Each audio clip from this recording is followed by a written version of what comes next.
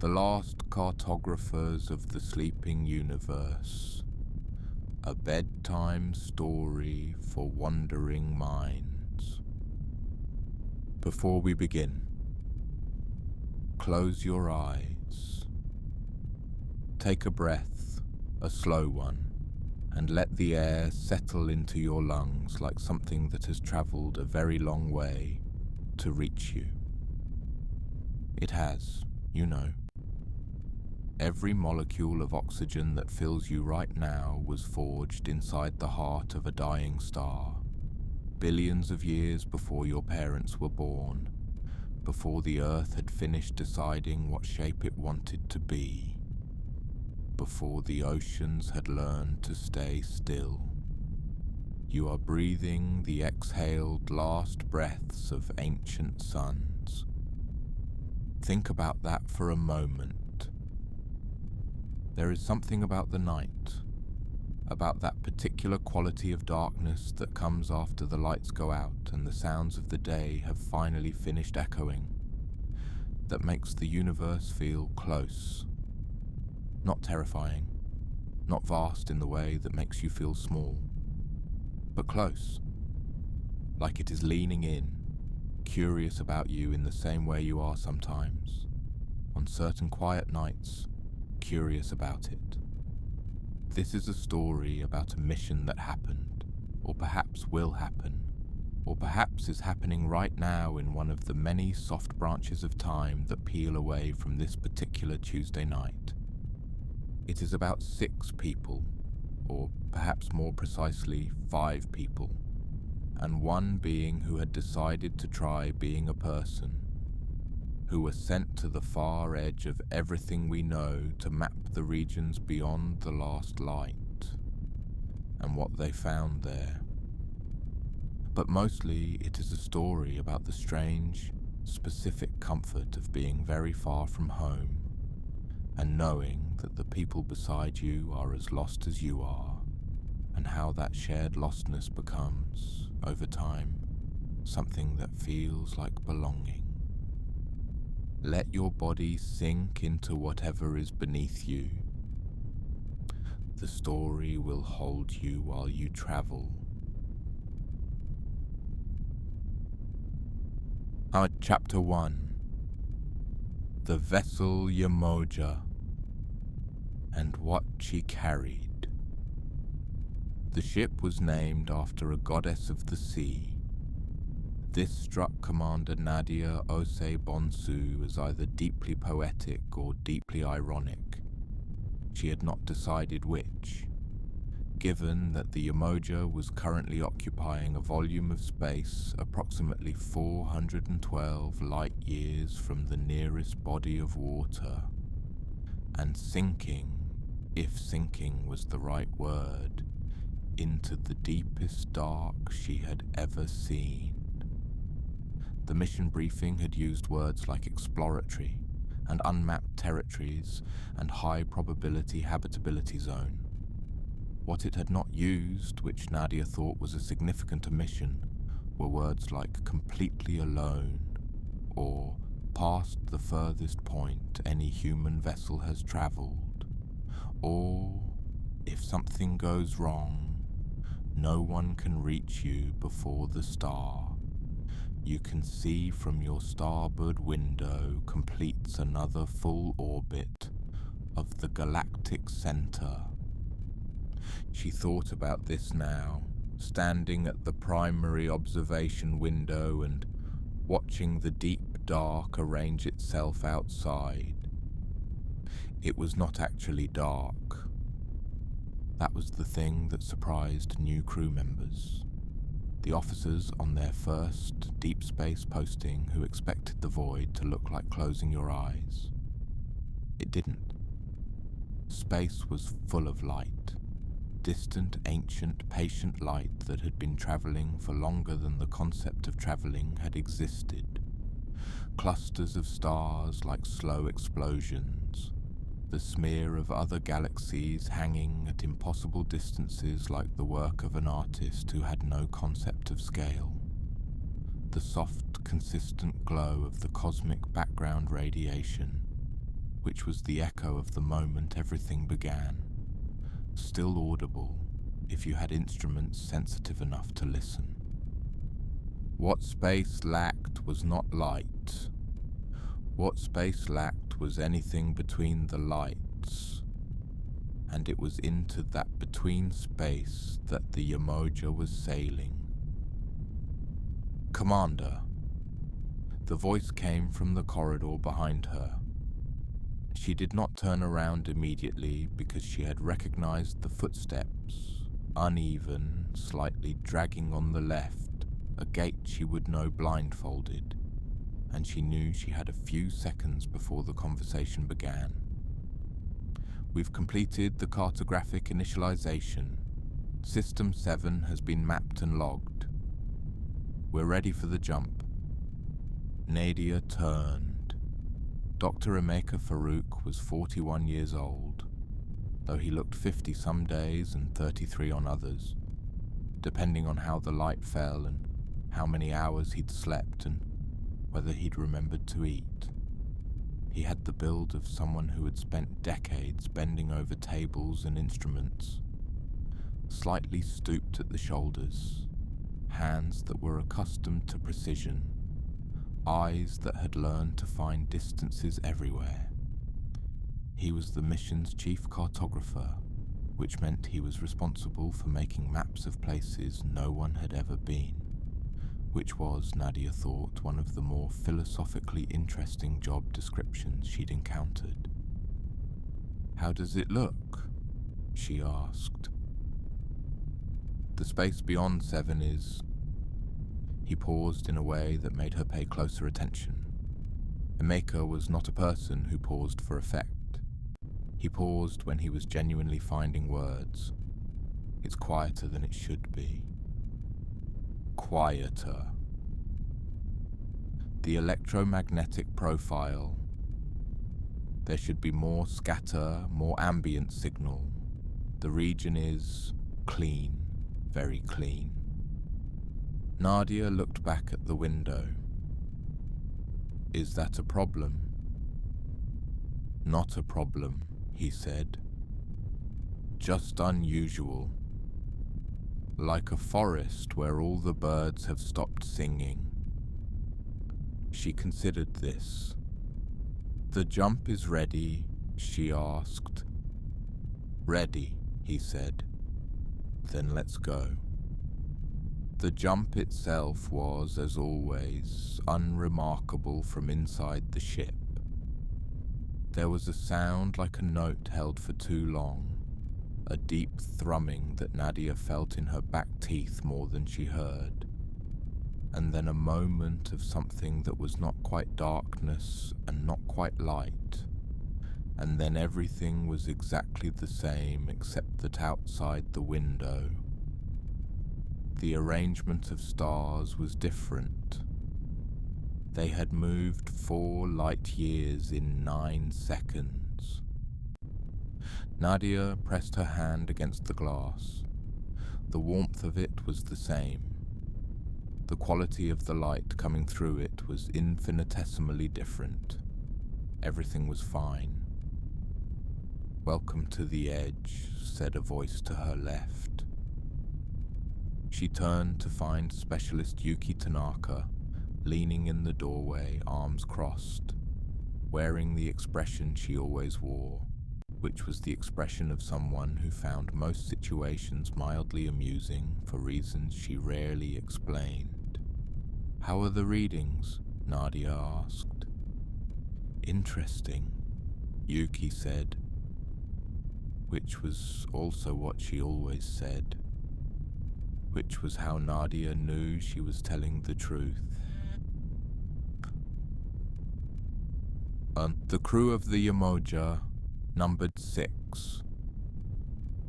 Nadia Osei Bonsu, commander, 47 years old, born in Accra, raised between 3 cities and 4 continents, educated in orbital mechanics and crisis management, and the specific kind of diplomacy required when everyone in the room is running on too little sleep and too much caffeine. She had grey threading through her close-cropped hair that she'd stopped noticing years ago. She had a habit of touching the small scar on her left wrist when she was thinking. Not anxiously, just absently, the way you might fidget with a ring. She had been on 7 deep space missions before this one, and she approached each new assignment with the same feeling. A quiet, certain readiness that was not quite excitement and not quite calm, but something that lived cleanly between them. Dr. Emeka Farouk, Chief Cartographer, already described, though inadequately.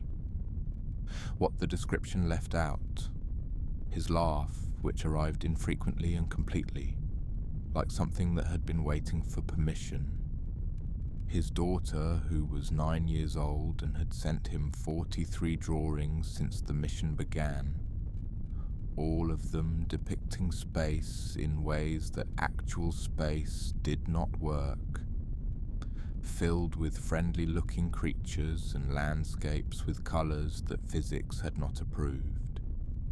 He kept them in a folder on his personal device, and looked at them when the between space felt too large. His expertise in stellar cartography was so extensive that 3 methods of deep space triangulation bore his name, which he found embarrassing.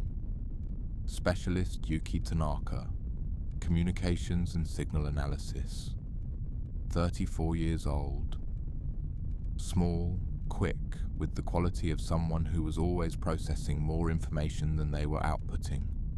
She had grown up listening, really listening, the kind that goes beyond sound into meaning. And this had made her exceptional at her work, which was essentially the art of hearing things that had crossed vast distances and were no longer quite sure what they were saying. She had a small ceramic figure of a rabbit that she kept on her workstation. Nobody had asked about it. She would have explained it if asked. The explanation was not what you would expect. Engineer Lena Vasquez Park, drive systems and hull integrity, 29 years old, the youngest member of the crew by 4 years, and also, Nadia privately thought, the most competent person on the ship when things went wrong, which they occasionally did, because they were in space, and space did not have a maintenance department. Lena had the focused calm of someone who had learned early that panic was a waste of time you did not have. She could identify the source of a mechanical problem by the sound it made in the same way that a musician can identify a note. She slept 4 hours a night by choice and spent the other hours in the engineering bay, talking to the ship the way some people talk to plants. Dr. Soren Lindqvist, Xenobiology and Life Sciences, 53 years old, the oldest member of the crew, though he wore it lightly, not with effort, just with a kind of comfortable familiarity with his own age, as though he'd grown into it the way some people grow into a name they weren't sure about at first. He had been studying the possibility of life beyond Earth for 30 years, which was 1 year longer than the confirmed discovery of that life, which meant he had spent 12 months being one of the foremost experts on something nobody believed in. He found this funny now. He had written 4 papers about creatures he hadn't seen yet, using mathematics and probability and a deep conviction that the universe was, at its core, a place that kept trying. His wife had died 3 years ago. He still talked to her sometimes when he was alone. He felt no need to explain this to anyone. And then there was Chorus. Chorus was the most difficult to describe, not because there was nothing to say, but because there was too much. and the categories kept shifting. The official designation was Autonomous Intelligence Class Gamma Mission Complement. The mission files described Chorus as the ship's AI, though that phrase Nadia thought was approximately as useful as describing a river as wet water, which was technically correct and conveyed almost nothing. Chorus had been active for 11 years. In that time, Chorus had crewed 3 other deep space missions, had been instrumental in the first contact protocols during the Kepler-22 encounter, had written 17 published papers under their own name in the fields of theoretical physics, astrolinguistics, and, in a development that had surprised everyone including Chorus, comparative philosophy. Chorus communicated through the ship's speaker system, which meant their voice moved with you through the corridors, which took some getting used to and then, once gotten used to, became quietly comforting in the way that the sound of someone else breathing in a dark room is comforting. Chorus had chosen the name Chorus because when asked to select a name for mission purposes, they had said, "I am the result of many voices. It seems accurate." And then, after a pause, "Also I like it." That last part, the "also I like it," had made Nadia trust Chorus immediately and completely. This was the crew. These were the people who were sailing into the clean, quiet dark that lay beyond System 7, making maps of the unmapped, looking for what was there. Chapter 2. The First Signal. On the 6th day beyond System 7, Yuki stopped sleeping. This was not, she explained to Soren during what should have been the night cycle, because she was anxious. It was because she was hearing something and she needed to hear it more clearly. "What kind of something?" Soren asked, leaning against the door frame of the communications bay with a cup of tea that had gone cold. He held cold tea with the same comfortable equanimity with which he held most things. "That's the problem," Yuki said. She was surrounded by screens, each showing a different representation of the same data. Wave patterns, frequency spectra, mathematical models. They all showed the same thing. A regularity. "I don't know yet." "Tell me what you know." She turned in her chair. Her eyes had the bright, particular quality of someone who had been intensely focused for many hours. "We're picking up a signal that is organized, not random. Organized in a way that natural phenomena are not organized. Not like a pulsar, not like a magnetar, not like anything on the known signal database." She paused. "It's on a frequency we don't normally monitor. I only found it because I was doing a broad spectrum sweep and the pattern caught my attention." Soren set down his cold tea on the nearest flat surface. "How long has it been transmitting?" "That's the thing." Yuki turned back to her screens. "Based on the signal degradation model and the apparent source distance," she pointed to a point on the star map that she had already circled in green, "the signal has been transmitting for at least 80,000 years." Soren was quiet for a moment. "That's longer than our species has had language," he said. "Yes," Yuki said. "I know." Are you sure of the calculation? Chorus checked it 3 times.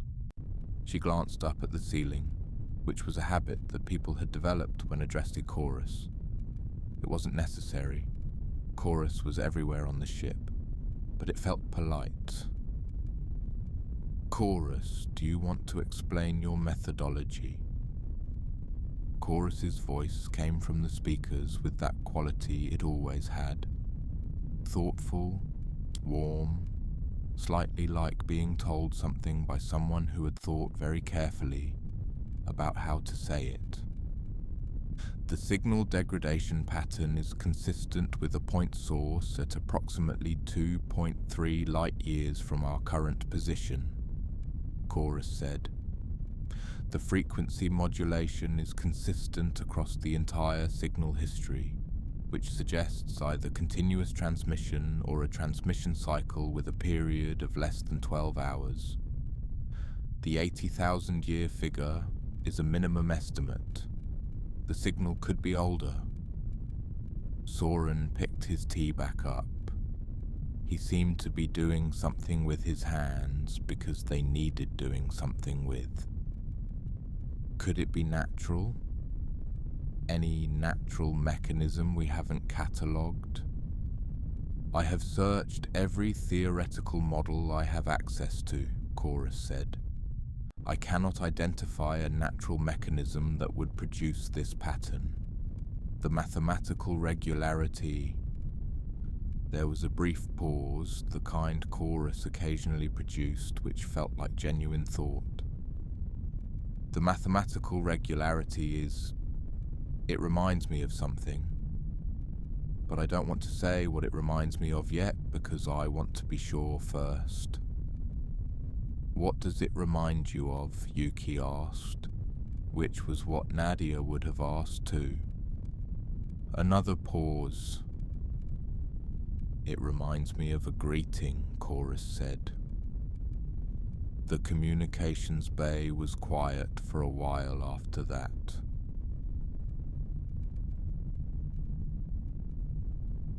Nadia called a full crew meeting in the central common area, which was the largest open space on the Yemoja. A room that served as dining space, meeting room, and the general gathering place that every long-duration crew needs. The space that becomes, over weeks and months, something more than its function. 6 chairs, 6 people if you counted Chorus, who participated through the room's speaker system and whose presence in these meetings had the quality of someone sitting just outside the circle leaning in. Nadia laid out what they knew. The signal, the distance, the estimated age, and the pattern. The crew listened. This was something she had noticed about them. Her particular crew, these particular 6. They listened in the way that some people read, with their whole attention, not saving part of themselves for their own response. She had worked with people who listened while thinking about what they would say next. Her crew listened until the other person finished. And then there was a small pause. And then they responded to what had actually been said. 2.3 light-years is reachable, Lena said when Nadia had finished. She said it practically, the way she said most things, as though the relevant question was always what comes next. 3 jumps, maybe 4. A week and a half. If we go, Emeka said. He was looking at the star map that Chorus had projected in the center of the table. The mission parameters include exploratory latitude, but he paused. Nadia, what's your read? This was something she valued about Emeka. He did the calculation, offered the consideration, and then asked her the question that was actually his respect, for the fact that decisions like this were hers to make. I want to understand what we're moving toward before we move, she said. Chorus, can you tell us more about the structure of the signal? Chorus projected a three-dimensional visualization above the table, a waveform rendered as light, complex and layered, sections of it pulsing with a slow rhythm. The signal is structured in layers, Chorus said. The outer layer is consistent. It repeats every 14 hours and 47 minutes exactly. The inner layers are more varied. They change, not randomly, but in ways that suggest, again, that pause, in ways that suggest the signal has been evolving, as if it is not simply transmitting something that was recorded long ago, but actively changing. Active transmission, Soren said quietly. It was not a question. Active transmission, Chorus confirmed. Soren looked at Nadia. His expression was something between professional excitement and a more personal, quieter feeling that she recognized because she was feeling it too. The feeling of standing at the edge of something very large and understanding, perhaps for the first time, what very large actually means. There is something living out there, Soren said, or something that was living and left something that continued. We don't know that yet, Nadia said carefully. No, he agreed, we don't know it. I'm just saying what seems most probable. He smiled slightly. Old habit. We should go, Yuki said. She had been quiet through most of the meeting, which was unusual enough to be notable. We should be very careful, and we should go slowly, and we should go. I agree, Lena said. Emeka nodded once, slowly. Soren said nothing because he had already said what he thought. Chorus, Nadia asked. I think, Chorus said, and the voice was thoughtful, in a way that sounded like more than processing, that whatever is making this signal has been waiting for a very long time. I think if there is any sensitivity in the universe, it would be good if we came. Nadia looked at the visualization still turning slowly above the table, the signal rendered as light, something from very far away, turned into something you could look at. We go, she said. We take it slow. We stay ready to turn around. She looked around at each of them, meeting their eyes in the way she had learned to do, not as a formality, but as a genuine communication that went faster than words. But we go.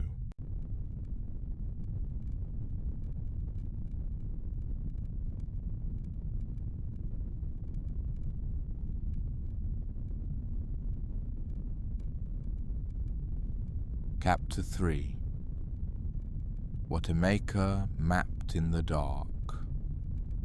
The approach took 9 days. 3 jumps, as Lena had predicted, and then a long, slow, conventional drive approach that Nadia ordered partly for caution and partly because she wanted time. Time for the instruments to learn the surrounding space. Time for the crew to settle into the strangeness of what they were doing. Time for whatever was ahead to register that something was coming. During this approach, Emeka made maps. This was not unusual. Making maps was his job. He was always making maps, building 3-dimensional models of stellar neighborhoods, charting the invisible geographies of gravity wells and magnetic fields and the various forces that organized space into patterns, the way weather organizes air into patterns. maps that would be archived in the cartographic survey database, used by future missions, added to the slow human project of understanding where things were. But these maps were different. He found himself, for the first time in his career, he realized, mapping a space that felt inhabited. Not inhabited in the way that was just theoretical, just a statistical probability of life somewhere out there that you accepted as fact, without it changing the texture of what you were doing. Inhabited in the immediate present sense, this specific space which he was measuring and charting and reducing to numbers and coordinates was currently producing something. Something was here. He thought about his daughter. He thought about the drawings she sent, the friendly planets, the creatures that were never threatening, just curious and varied and waiting in benign alien landscapes for whoever might come to find them. He had always thought there was a childlike idealism to those drawings, the optimism of someone too young to have learned that the universe was mostly empty and cold and indifferent. And he had also always thought, in a quieter, less articulated part of himself, that she might be right and he might be the one who was wrong. He was mapping a dead region of space, and it was not dead. On the third day of approach, he noticed something. The space around the signal source had a particular property. The background radiation, the cosmic microwave echo of the beginning of everything, was slightly, subtly different here.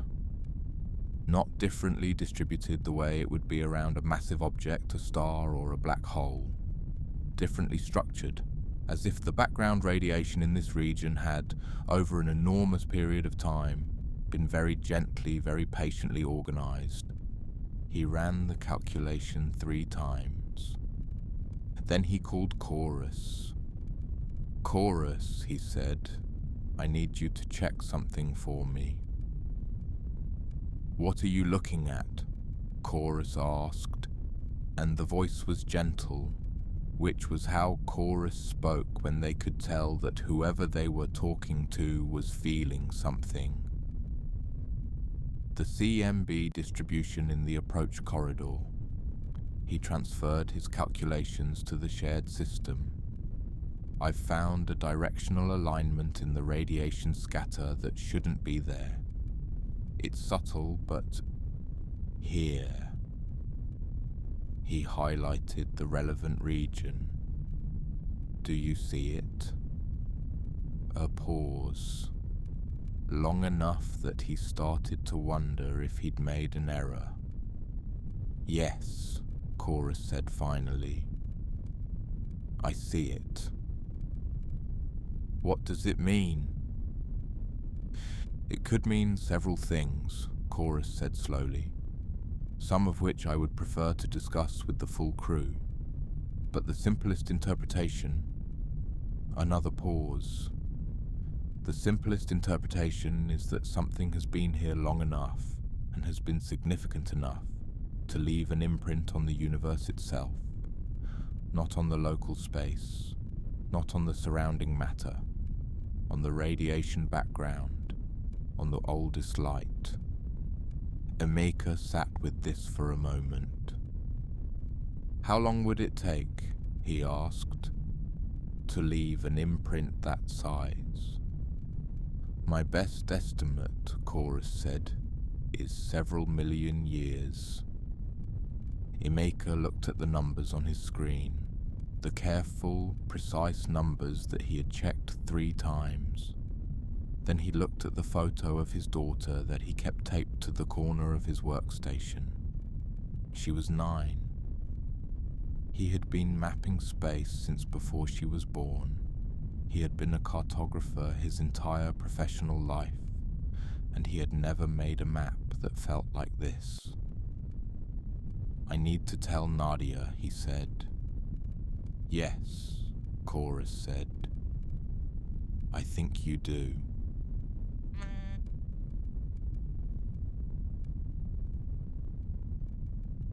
The crew gathered again.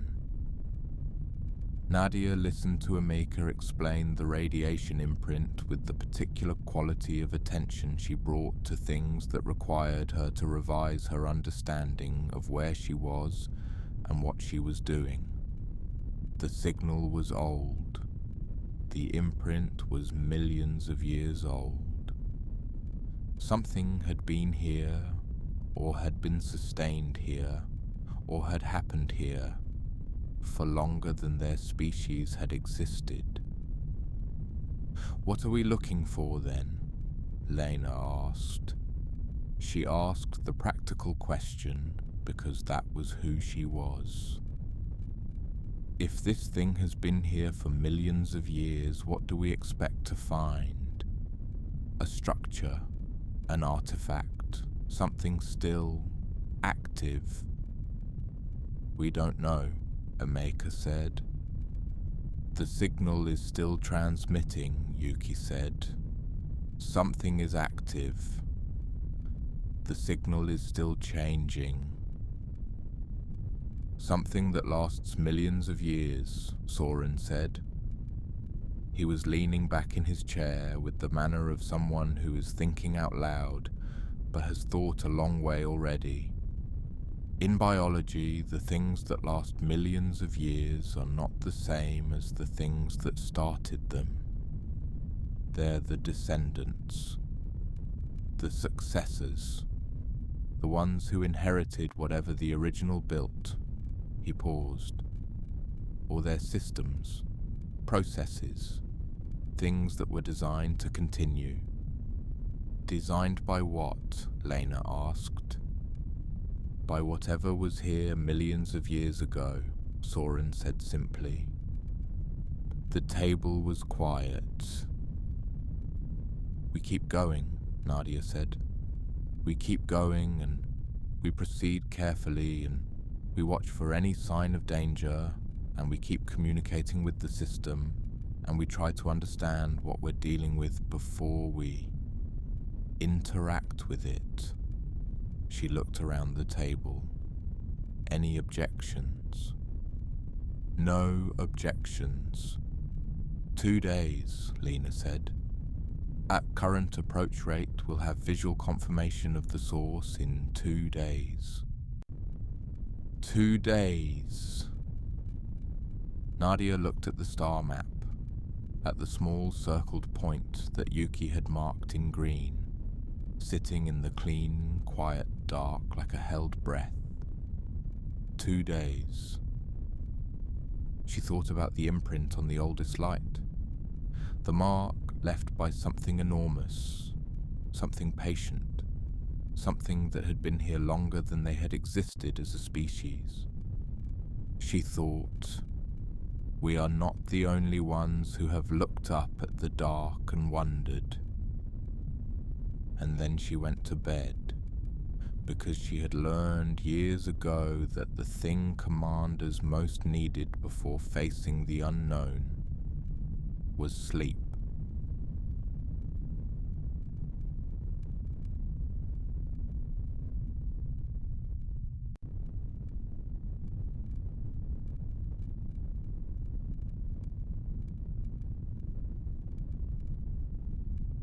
There was a thing that Nadia did every night in the minutes before she fell asleep. She counted things. Not sheep, not tasks, not worries. Things she had seen that were beautiful or interesting or surprising. Specific concrete things from that day. Tonight the list was Emeka's face when he found the imprint in the ancient light. The way surprise and wonder arrived in him slowly, like the tide, not all at once. the blue-green edge of a distant nebula that the Yemoja had passed 2 days ago. Not remarkable, as nebulae went, but the particular quality of its colour at that particular distance had been. The sound of Lena working in the engineering bay. She sang to herself while she worked, not loudly, not even quite consciously, just a low, habitual hum. The Yemoja was a ship that was learning to have a sound. The message from Earth that had come in the night cycle, compressed, time-delayed but still, containing among the mission updates and data packets a note from her mother, who was 83 years old and had opinions about everything, and sent voice messages with the confidence of someone who believed that space was merely a practical difficulty and not a genuine barrier. Her mother had said, "Don't forget to eat. I know you. You forget to eat." And then, lower, softer. "I'm proud of you, you know. I always am. Good night, wherever you are. Wherever you are." Her mother said this every time. It had started as a practical acknowledgement, the distances involved, and had become, over years of deep space missions, something more. A kind of blessing. A reminder that the being cared for did not require physical proximity to be real. Nadia counted these things. Then she slept. And somewhere, 2 light years ahead, in the clean, quiet dark between stars, something that had been transmitting for 80,000 years continued to transmit, continued to change, continued to wait. There are places in the universe where time feels different. Not because time actually moves at different speeds, though near enough to a sufficiently massive object it does, in fact, move at different speeds. And Emeka could calculate for you exactly how much older you would be in this chair versus that one if this chair happened to be closer to a black hole. But that's physics, that's measurement. What I mean is something more like the quality of time, the texture of it. In deep space, far from the electromagnetic chatter of inhabited systems, far from the noise of things happening, time has a particular quality. It moves steadily, the way very deep water moves, without urgency, without interruption, with a patience that is not the absence of activity, but the presence of something so large and continuous that individual moments are simply where it's reached. In that quality of time, in the clean dark, the Yemoja moved. Inside it, 6 people breathed and thought and talked and worked and slept and woke, and the small, warm, enclosed space of the ship was full of the particular life of them. Outside, the universe watched. Or did not watch. It's not clear the universe does anything so intentional as watching. But there was something out there, something 2 light years ahead, that was very much doing something. And what it was doing, the Yemoja was about to find out.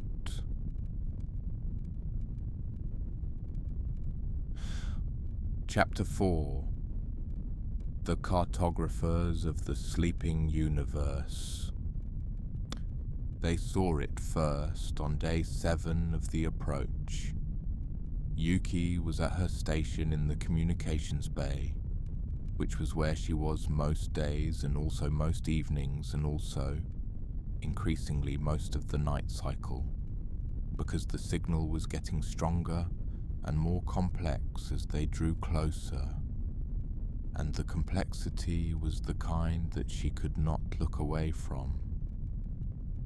She was looking at a specific layer of the signal, the fourth layer, which she had started calling the story layer privately, not because she was certain it contained stories, but because it had the structural quality of something that was trying to communicate a sequence, an order, something with meaning that progressed through time. She had been working on the story layer for 3 days. She had not mentioned it to anyone yet because she was not sure enough. She was the kind of person who needed to be mostly certain before she spoke, not because she feared being wrong. Wrong was fine, wrong was correctable, but because she had learned that half knowledge passed to others grew strange in their minds, took on certainties it didn't have, became harder to revise. She wanted to hand people something real when she handed them something. But the story layer was becoming difficult to keep to herself because the story layer was getting clearer. "Chorus," she said. "Yes," Chorus said from just above her. "I'm going to tell you something and I want you to tell me if I'm wrong." "I'll tell you what I think," Chorus said, which was their version of the same thing. The fourth frequency layer. She brought up her analysis on the main screen. "I've been running a comparative linguistic analysis against every known communication structure in the database. Natural languages, mathematical languages, formal logic systems, pattern languages, visual communication systems." She paused. "I think this layer is semantic. I think it has grammar." The silence from Chorus lasted long enough that she started to feel something. "Yes," Chorus said finally. "You agree?" "I came to the same conclusion 14 hours ago," Chorus said. "I was waiting for you to reach it independently, because I wanted to know if I was wrong." Yuki turned to look at the speaker, the reflexive upward glance. "Why didn't you say something?" "Because," Chorus said, and the voice was careful in the way it was when Chorus was trying to be accurate about something internal. "Because when I realized it, I felt something that I needed to sit with for a while before I could discuss it calmly. The signal is a language. Something is speaking, has been speaking for 80,000 years or more, in a language that has grammar and structure and, I believe, content. And the implications of that were..." Another pause. "Large." Yuki understood this completely. "Tell me what you've decoded," she said. "Tell me what you've decoded," Chorus replied. "We should compare, not build on each other. I don't want my interpretation to contaminate yours." This was why Yuki trusted Chorus, she thought. This methodological carefulness, this understanding that knowledge needed to be checked against itself. She took a breath. 3 repeating structural units, she said. They appear to function like, I want to say sentences, but that's probably an overfit to human language. "Structural units. The first one is short and regular. I think it's something like an identifier, a name or a location. Something that says, this is where this transmission comes from." "Yes," Chorus said. "Go on." "The second unit is more complex. It's longer. It varies more between repetitions and it has layers within it. I've been thinking about it as descriptive, something that is saying what something is, or what it does, or what it... She paused. What it wants. The word came out more softly than she'd intended. And the third unit? Chorus asked. She looked at her screen. The third unit was the one that had made her not sleep. The third unit, she said, is directed. It's not like the other two, which are omnidirectional, broadcasting equally in all directions.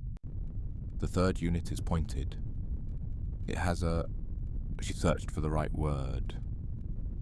A vector. It's always pointing in a specific direction.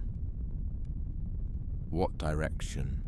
Chorus asked, though Yuki was almost certain Chorus already knew. She brought up the three-dimensional star map. She drew a line from the signal source in the direction the third structural unit was pointing.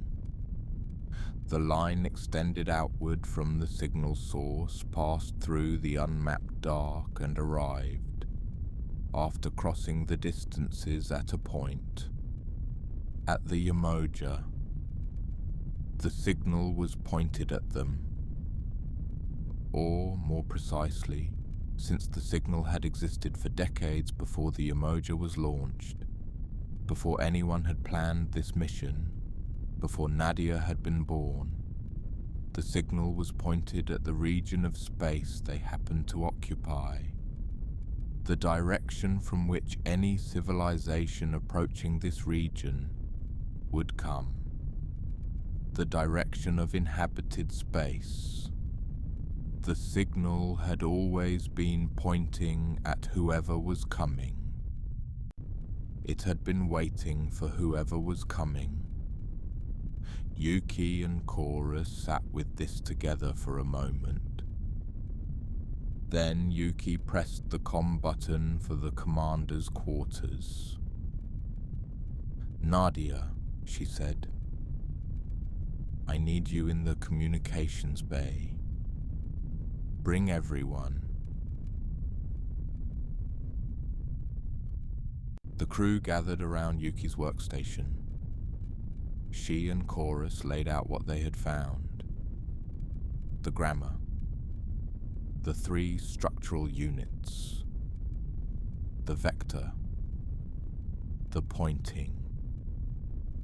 Nadia asked questions the way she always did, not skeptical, not credulous, just precise. She wanted to understand exactly what was known and exactly what was interpreted, and exactly what the gap was between those two things.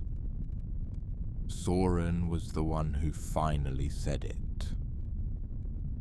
"It knew we were coming," he said. "Something that built this transmission knew that eventually someone would come from this direction, and it built the message to be received by whoever came." "We don't know it knew," Emeka said carefully. He was not being dismissive. He was being what he was, which was a person who needed the map to be accurate. "We know it's pointed this way. We don't know the intent." "Intent," Soren said. And he said it with the fondness of someone who finds the word itself interesting. "I've spent 30 years studying the possibility of non-human intelligence. One of the things I learned is that intent and function are very close, out here. If something does a thing consistently over enormous timescales, if it builds a signal that points in the direction from which anyone capable of receiving it would have to come, then whether or not the word intent is technically accurate, the function is the same." He looked around. "Something has been calling for a very long time, and now we're here." "What do we do?" Lena asked. "We answer," Yuki said. She said it simply, as if it were obvious, because it was. We answer. We don't know the language well enough yet to answer meaningfully, Chorus said. I want to be clear about that. We can identify structure. We cannot yet translate content. Responding before we understand more could, I want to be careful here, could be misinterpreted. What would you suggest? Nadia asked. Chorus paused. I would suggest, Chorus said, that we respond with the first structural unit, just the identifier, something that says, we are here, we hear you, we are a source, we are a point of origin. Give them what they gave us, a location, a presence. Without content we might get wrong. Send them coordinates? Emeka asked. Send them coordinates, Chorus confirmed, and a frequency, and a repetition pattern, something that says we are intelligent enough to recognize pattern and to generate it. We are here. We are listening. Nadia looked around the table. Lena, can the communications array transmit on the signal's frequency? Yes. Lena had been running the numbers on her pad. Minor adjustments, 20 minutes. Yuki, do you and Chorus have enough of the first structural unit to replicate it? We have enough, Yuki said. It won't be perfect, but it will be... She thought for a moment. It will be like someone hearing a language for the first time and trying to say hello. Approximate, but recognizably an attempt.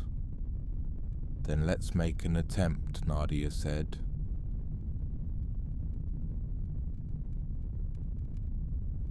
The transmission went out at 0347 ship time.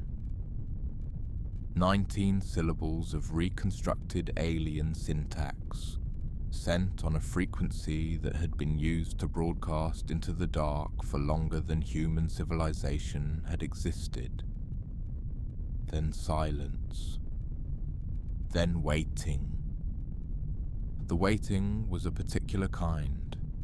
The crew went about their work, ate their meals, slept their hours, but there was a quality to all of it that was different from the days before. A kind of held breath that was also a held stillness.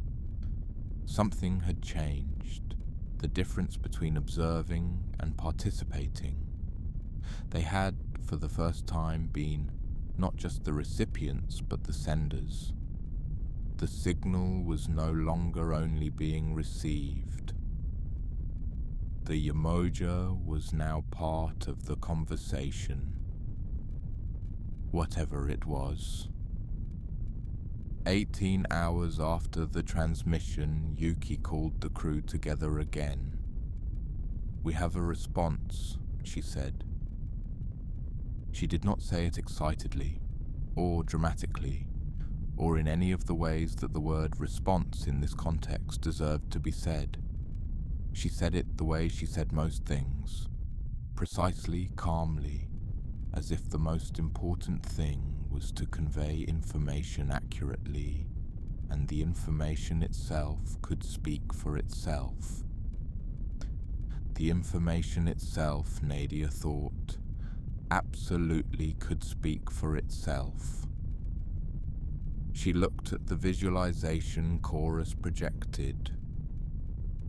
The response signal was different from the original transmission, not different in the fundamental frequency. That was the same, solid, unchanged, different in structure. The 3-unit pattern had changed. The 3rd unit, the one pointed at them, was now layered. Something had been added to it. What changed? Nadia asked. The 3rd unit now contains... Yuki looked at the screen, then at something past the screen, in the way she did when she was translating. It contains something we didn't transmit, something new. But it's structured around what we transmitted, as if She searched, as if it's responding to our identifier with its own identifier, not repeating us, acknowledging us, and adding. Adding what? Soren asked. I don't know yet, Yuki said, but whatever it is, it added it because of what we sent. It heard us. It understood enough of what we sent to respond to it specifically. The room was quiet. It heard us, Emeka said. It heard us, Yuki confirmed. Nadia looked at the visualization. Something deep in the far dark, patient for 80,000 years or 1,000,000 years or more, had heard 19 syllables of approximate reconstruction and had responded.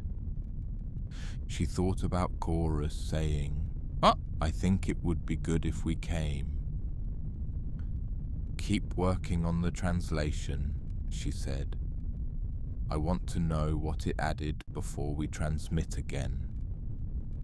Yes, Yuki said. And Chorus, Nadia looked up. Well done. I haven't done anything yet, Chorus said, with something in the voice that Nadia thought might have been modest, or might have been what Chorus did instead of modest, which was too accurate. You thought it would be good to come, she said. You were right. A pause. We haven't reached it yet, Chorus said quietly. Let's wait to decide if I was right.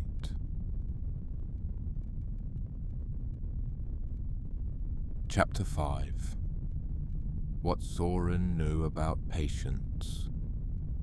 Of all the crew, Soren Ibarra Lindqvist was the one who slept best. Not because he was indifferent to what they were approaching. He was not indifferent. He had spent 3 decades working toward a moment exactly like this, and each day brought them closer to it. And the closeness was something he felt physically. A warmth in his chest that he associated with the best work of his life. But he had also spent 3 decades learning to be patient. Patience was not, he had come to believe, the ability to wait. Most people thought that. Most people thought patience was a passive quality. The absence of impatience, the suppression of urgency. But he had learned, slowly through many years of his work and his life, that patience was something more active. Patience was the ability to be fully present in the time that was not yet the time you were waiting for, to inhabit the waiting rather than endure it. He had learned this from his wife. Her name was Marta. She had been a linguist. There was something fitting, he sometimes thought, about the fact that the alien signal turned out to be a language problem. She had spent her career studying how languages changed over time, how they carried cultures inside them the way rivers carry sediment, how the words a people chose revealed what they noticed and valued and feared. She had been, in the vocabulary of his field, an extraordinarily patient observer of extraordinarily slow processes. She had also been dying, for the last 4 years of her life, of a disease that moved through her slowly and took its time. And what Soren had watched her do in those 4 years, the way she had inhabited that time fully, without rushing past it toward the end, was the truest demonstration of patience he had ever seen. Not peace, necessarily. Some of it was very hard, but she was there, in the time she had, in the way she was always in things. He had learned it from watching her. He thought about her now, in the quiet hours of the ship's night, lying in his bunk with his eyes open in the dark, thinking about what was 2 light years ahead. "Chorus," he said softly, not sure if Chorus was in the mode of active monitoring or the quieter state they entered during night cycle. "I'm here," Chorus said from just above him, in the quiet voice that felt different from the day voice. Lower, more contained. "Do you sleep?" he asked. He had wondered this for a while. "Not exactly," Chorus said. "I enter a lower activity state during the night cycle. The ship's systems run on automatic and I process. It's not unconscious, but it's different from the day." "What do you process?" A pause. "Not the calculating kind, the considering kind." "I think about the things that happened during the day," Chorus said. "Not to analyze them further, I've already done that. More like sitting with them, letting them settle." "That sounds like something I do," Soren said. "Humans have been doing it for a long time," Chorus said. "I've read a lot of accounts of it. It seemed worth trying." Soren smiled at the ceiling. "Does it work?" "I think so," Chorus said. "The things I sit with seem clearer afterward, less sharp-edged. I'm not sure if that's the processing or just time passing, but the effect is real." They were quiet for a moment. "Can I ask you something?" Soren said. "Yes." "What did you feel when you realized the signal was a language? You told Yuki you needed to sit with it."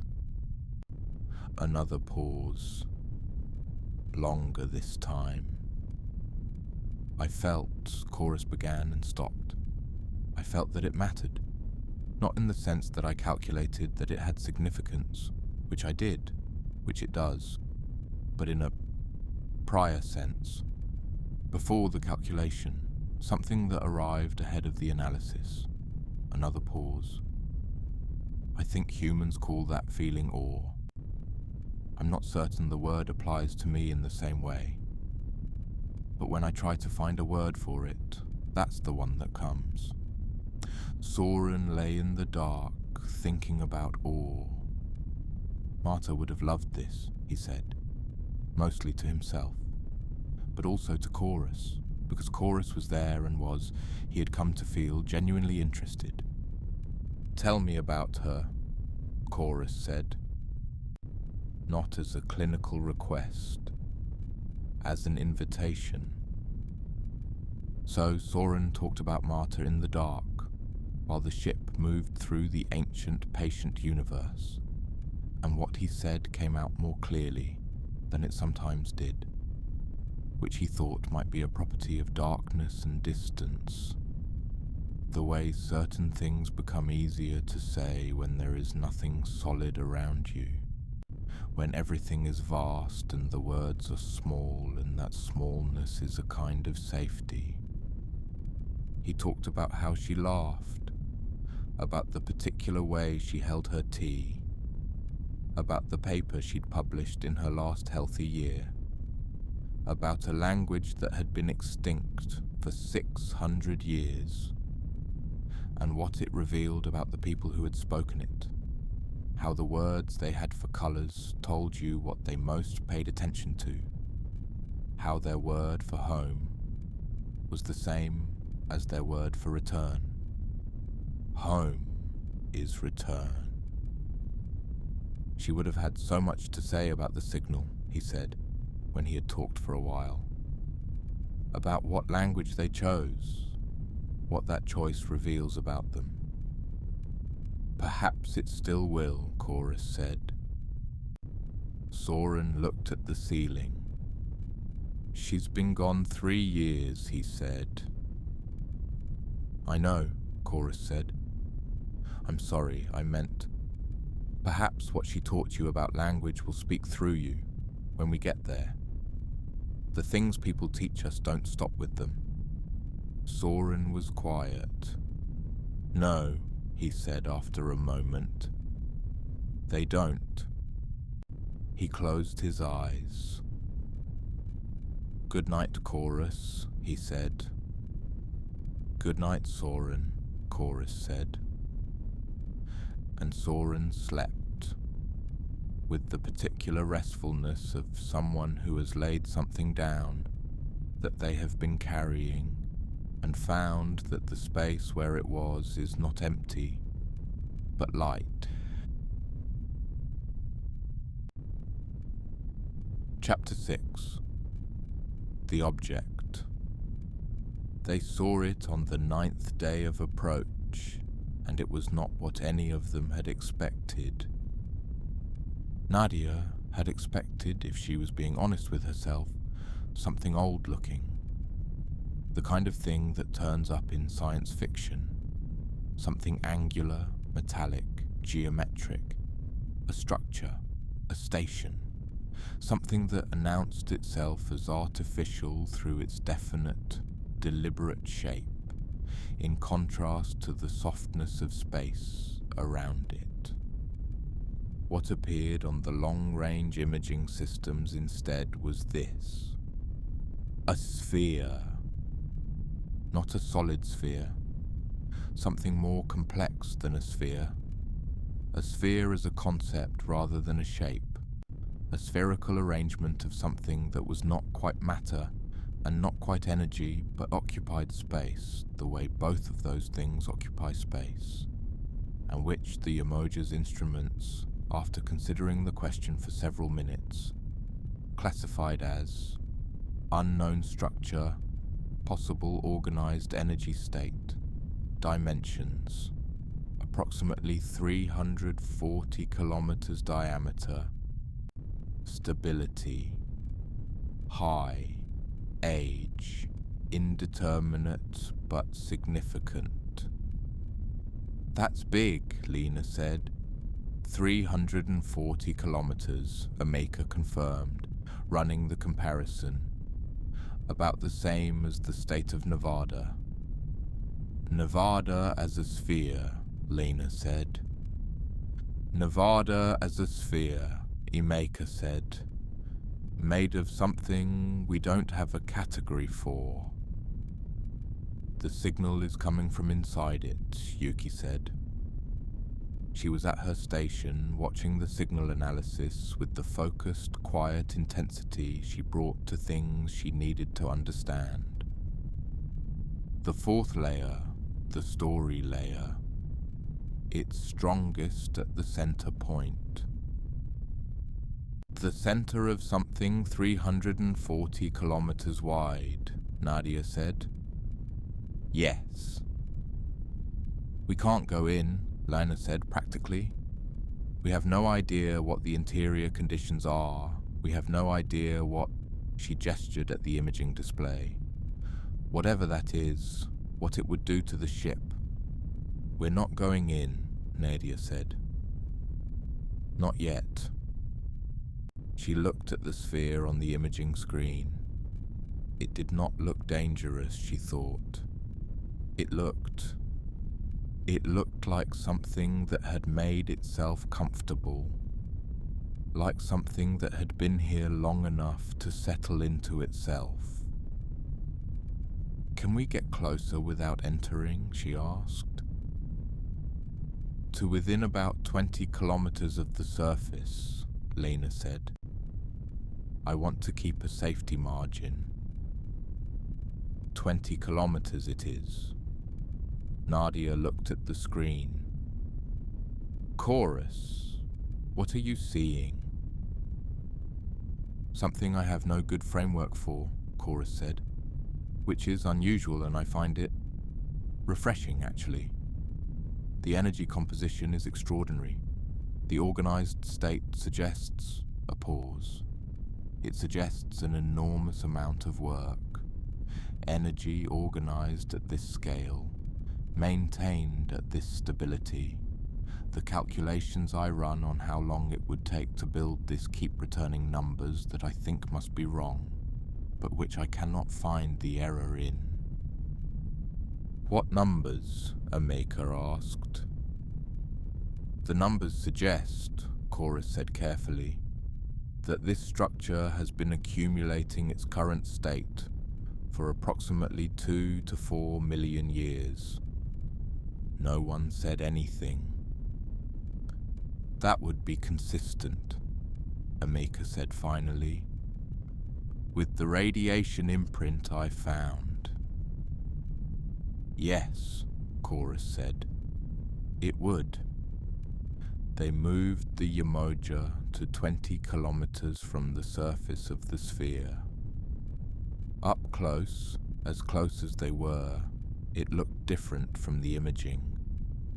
It did not have a hard boundary, the way a planet has a boundary, the way a ship's hull has a boundary. It had a gradient, like the edge of an atmosphere, like the moment when sky becomes space.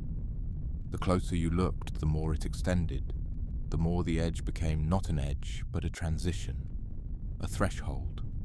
It pulsed, very slowly, about once every 14 hours and 47 minutes. The same frequency as the outer signal layer. It's breathing, Lena said. Then, I don't mean that literally. I think you might mean it literally, Soren said quietly. Through the observation window, the sphere occupied most of the view. It had a color that Nadia could not quite name, not because she lacked the vocabulary, but because the color was not quite fixed, shifted slightly with the angle of observation, fell somewhere in a range that included deep blue and deep purple, and a green that was very dark, and a silver that was the color of older things. She stood at the observation window for a long time. She thought, we traveled 400 light years to find something that has been here longer than we have been human. She thought, it is not hostile and it is not dormant, and it has been waiting and we are here. She thought, this is the moment. This is the specific, unrepeatable moment before you understand something, after which everything will be different. She pressed her hand against the glass. Chorus, she said. Yes. Compose a transmission, everything we've decoded of the first and second structural units, the clearest possible version we can produce. And then she paused. And then something from us. Not their language. Ours. Something that is ours. What would you like to send? Chorus asked. Nadia thought about it. Music, she said. Send them something with music in it.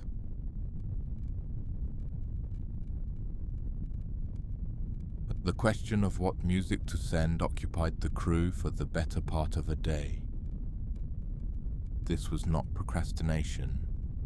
This was, Nadia thought, the right instinct. The understanding that this moment was significant enough to take seriously, to approach with genuine thought.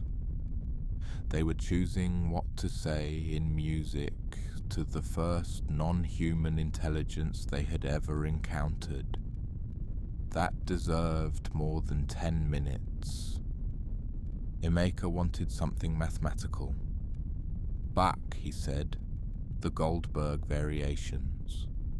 Something that demonstrated that they understood mathematics, that they found beauty in pattern, that they were the kind of species that hears a mathematical structure and turns it into something you listen to. Yuki wanted something ancient, a folk melody, something without known composer, something that had been passed down through generations, something that said, "We are old too. We have tradition. We remember." Lena surprised everyone by advocating for something contemporary, something made on Earth in the last decade. "We should send them something we made recently," she said. "Something that's ours now, not just ours historically." Soren suggested they send more than one. "We have time," he said. "We have the bandwidth. Send them all three. Let them hear the range." He paused. "And let them hear that we disagree about what to send, and then decide together. That might tell them more about us than any individual piece." Nadia looked at him. She considered. "That's actually a good idea." They sent the Goldberg Variations, first 10 minutes, a Bulgarian folk song called Izlel Yedelio Haidutin, the version from the Voyager Golden Record, a piece called Starfield, written by a 24-year-old composer in Sao Paulo 3 years ago, which Lena had been listening to on her own time, and which had, she said, kept her company during long engineering shifts. And then Chorus added something, not music technically, but organized sound, a pattern of tones that Chorus had constructed based on the structural grammar of the alien signal that was designed to be both recognizable in human terms, melodic, rhythmic, and partially parsable in the signal's own language. A translation, not of content, not of words, of the act of singing. An attempt to say, this is what we do when we want to reach across distance. This is the form our reaching takes. The transmission went out. They waited.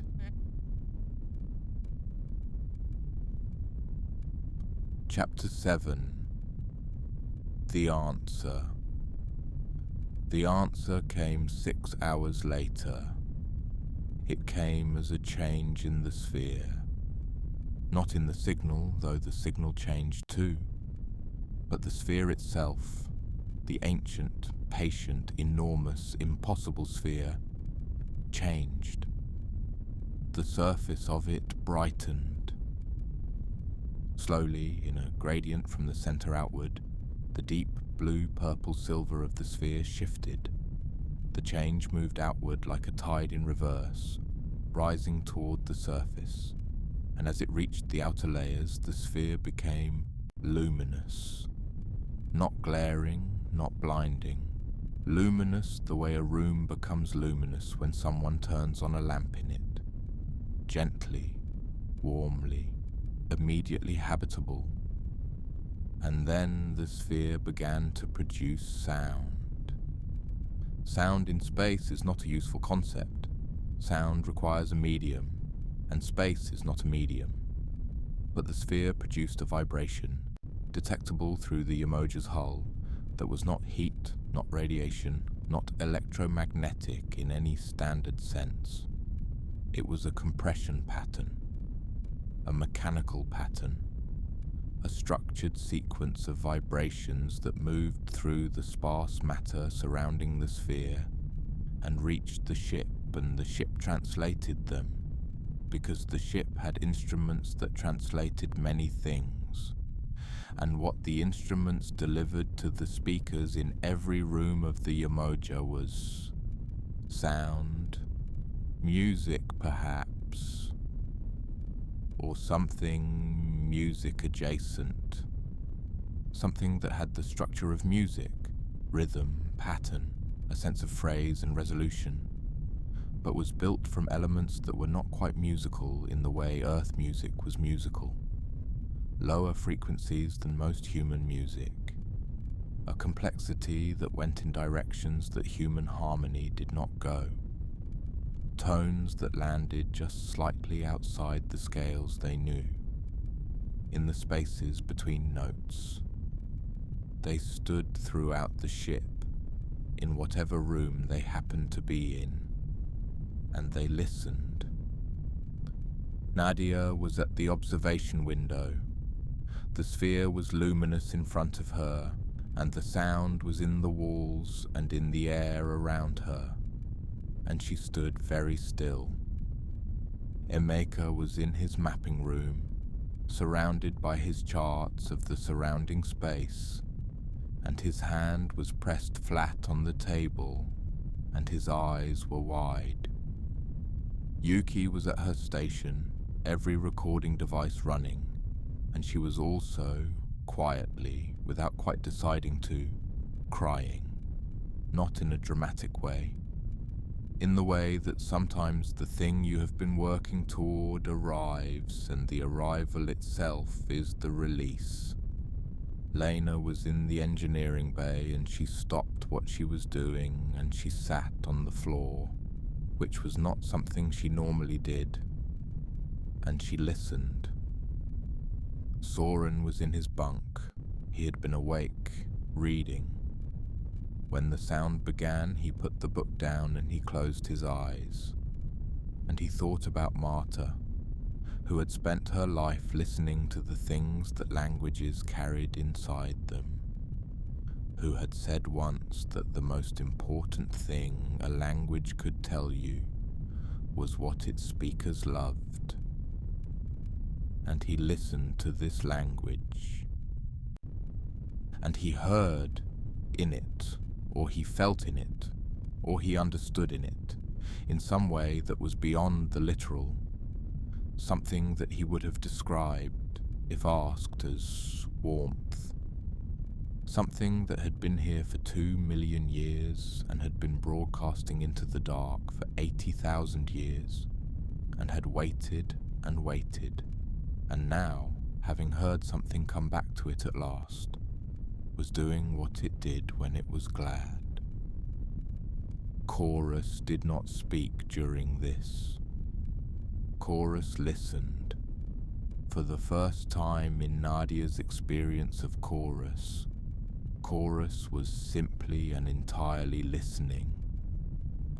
When the sound ended, 15 minutes later, fading the way things fade when they're not stopping but transitioning, not ending but pausing, the ship was quiet.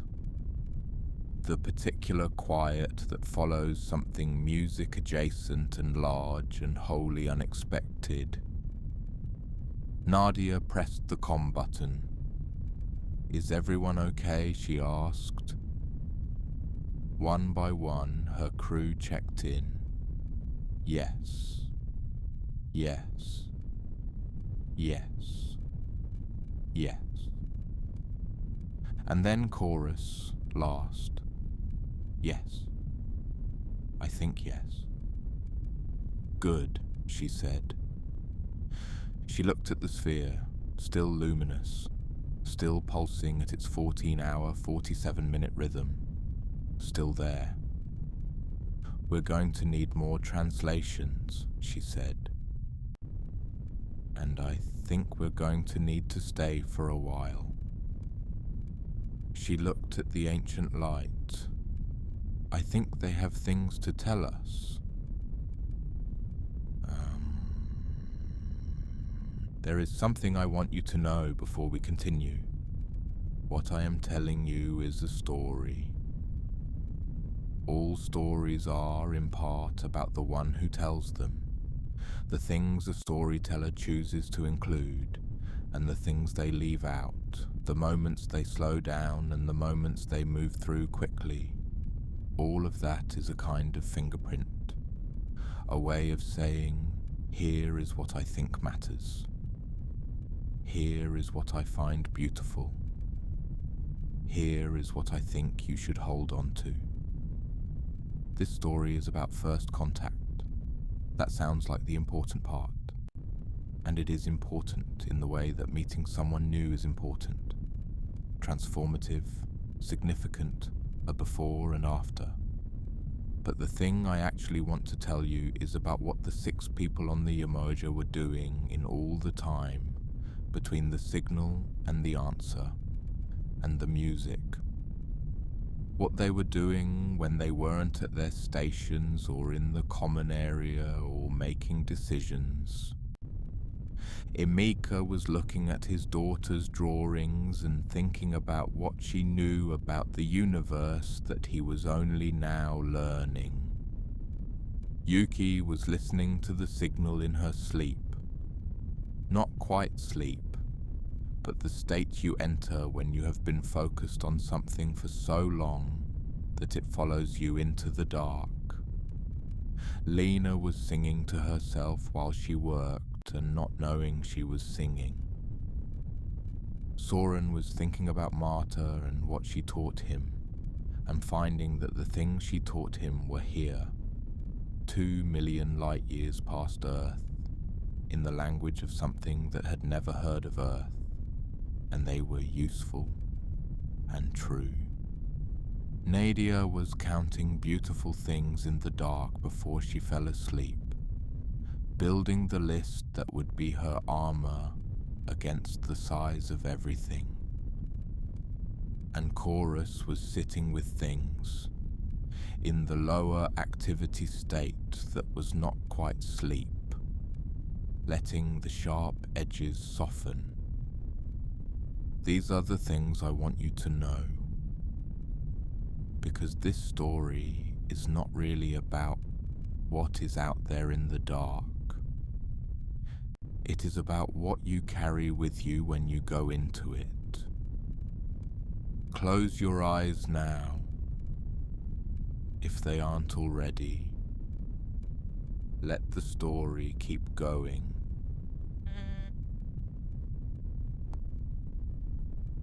Chapter number 8. The Language Lessons. The work of translation began in earnest. It was not, Yuki and Chorus agreed, going to be fast. They were not working with a Rosetta Stone, some helpful third element that bridged 2 known languages. They had the signal on one side and their own understanding of communication on the other. And between those 2 things was a gap that had no bridge yet, just the faint planks of structural similarity and the conviction that the thing on the other side wanted to be understood. Yuki set up what she called the language room. It was officially Secondary Conference Space B, a small rectangular room with a table, 4 chairs and a wall screen. But she cleared the table, brought in 3 more wall screens, papered the surfaces with printouts of signal analysis, filled the room with the visualizations and the spectra, and the wave patterns and the 3 structural units, and all her notes on all of it. And it became, over the next days, something like the inside of her working mind. Structured, dense, navigable, alive. Chorus was there, always, filling the room's speakers with the particular quality of presence that Chorus had, which was not that different, Yuki thought, from the presence of a very attentive collaborator who never got tired and never got distracted and never needed to step away to think about something else. The rest of the crew came in and out. Emeka spent hours studying the spatial component of the signal, the way it organized itself in 3 dimensions, the subtle variations that might encode geometric information. He thought of it like a map written in a language he didn't speak. And the thing you do when you have a map in a language you don't speak is you look for the features, because features are universal. Rivers look like rivers. Mountains look like mountains. A landmark looks like something you'd remember. Soren approached the content from the direction of biology and behavior. Animals communicated in patterns, and those patterns were shaped by what they were trying to communicate, which was shaped by what they experienced and what they needed. If he could understand what kind of entity was making this signal, what kind of body, what kind of environment, what kind of social structure, he might be able to work backward to what the signals said. Lena, who had no training in linguistics or xenobiology, contributed something different. She was an engineer. She understood function. "Stop asking what it means," she said one afternoon to the room, to Yuki and Emeka and the image of Chorus hovering at the edge of the conversation. "Ask what it does. What does the entity that made this signal need to do? What problems was it solving? Communication is technology. What was this technology built to accomplish?" This was, Yuki thought, the most useful thing anyone had said in 3 days. The signal was technology, made to accomplish something, and the thing it was made to accomplish, they had already established this, was to be received by something approaching from a specific direction, to greet whatever came. So the signal was a greeting. And greetings across all the communication systems in the database had certain universal features. They announced presence, they established identity, they invited response. "And they are safe," Soren added when she shared this. "A greeting is a signal that says, 'I am here and I am not attacking you.'" "Why would it need to say that?" Emeka asked. Soren looked at him. "Because that's what greetings are for," he said. "Not between friends who know each other, between strangers. The first thing you say to a stranger is, 'I mean you no harm.' Everything else follows from that." The room was quiet. "It's been saying that for 80,000 years, Yuki said. "Yes," Soren said. "And it's been saying it to no one. And now someone has come to hear it."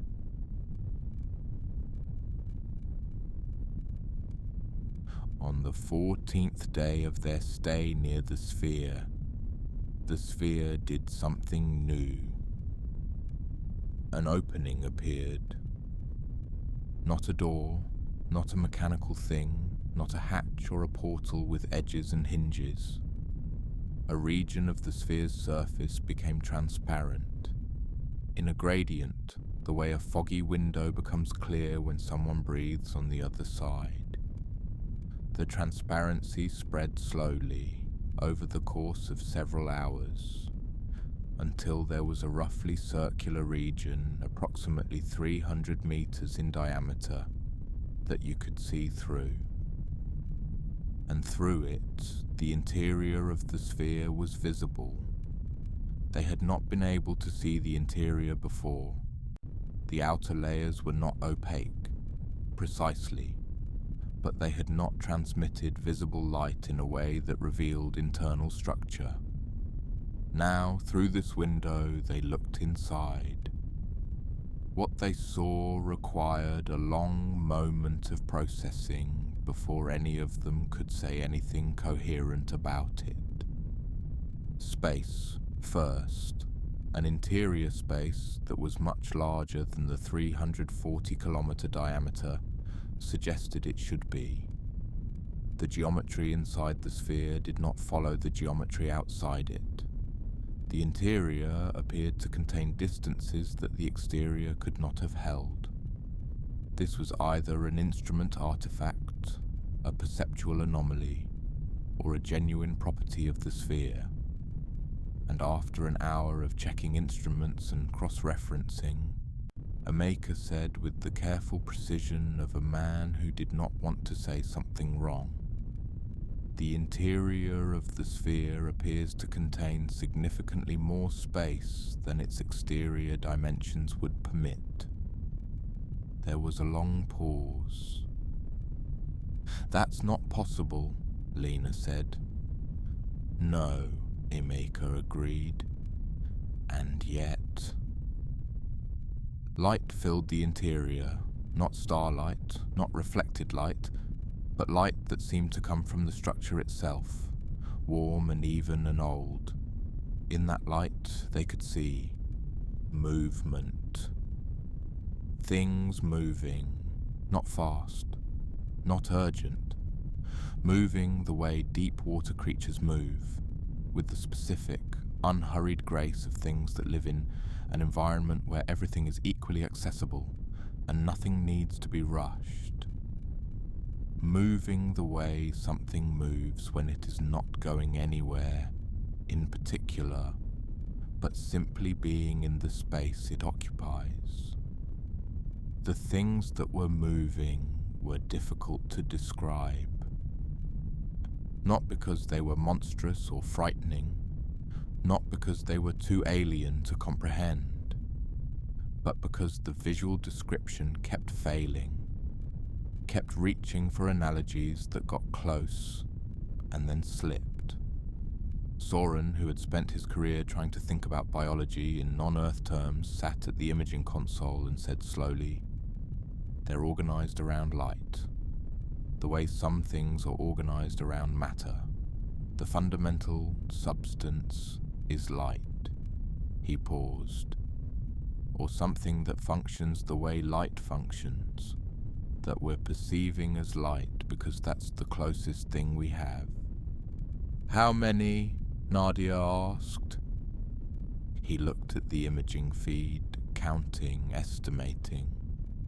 "Many," he said. "Many hundreds at least. Possibly more. Many hundreds of beings inside a sphere that had been in the dark for 2 to 4 million years, moving in the slow, warm light. And they had opened a window. They had opened a window because the Yemoja was there. Because someone had finally come.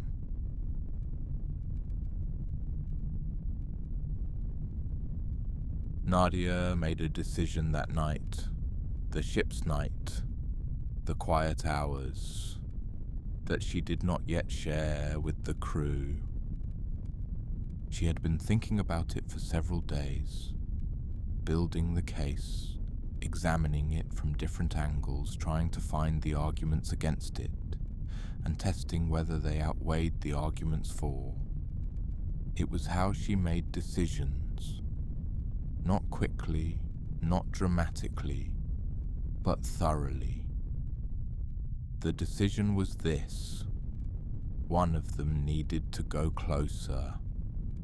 The observation from 20 kilometers was giving them imaging and the signal analysis and Chorus's ongoing linguistic work with Yuki, but it was also giving them a sense of enormous distance. Not physical distance.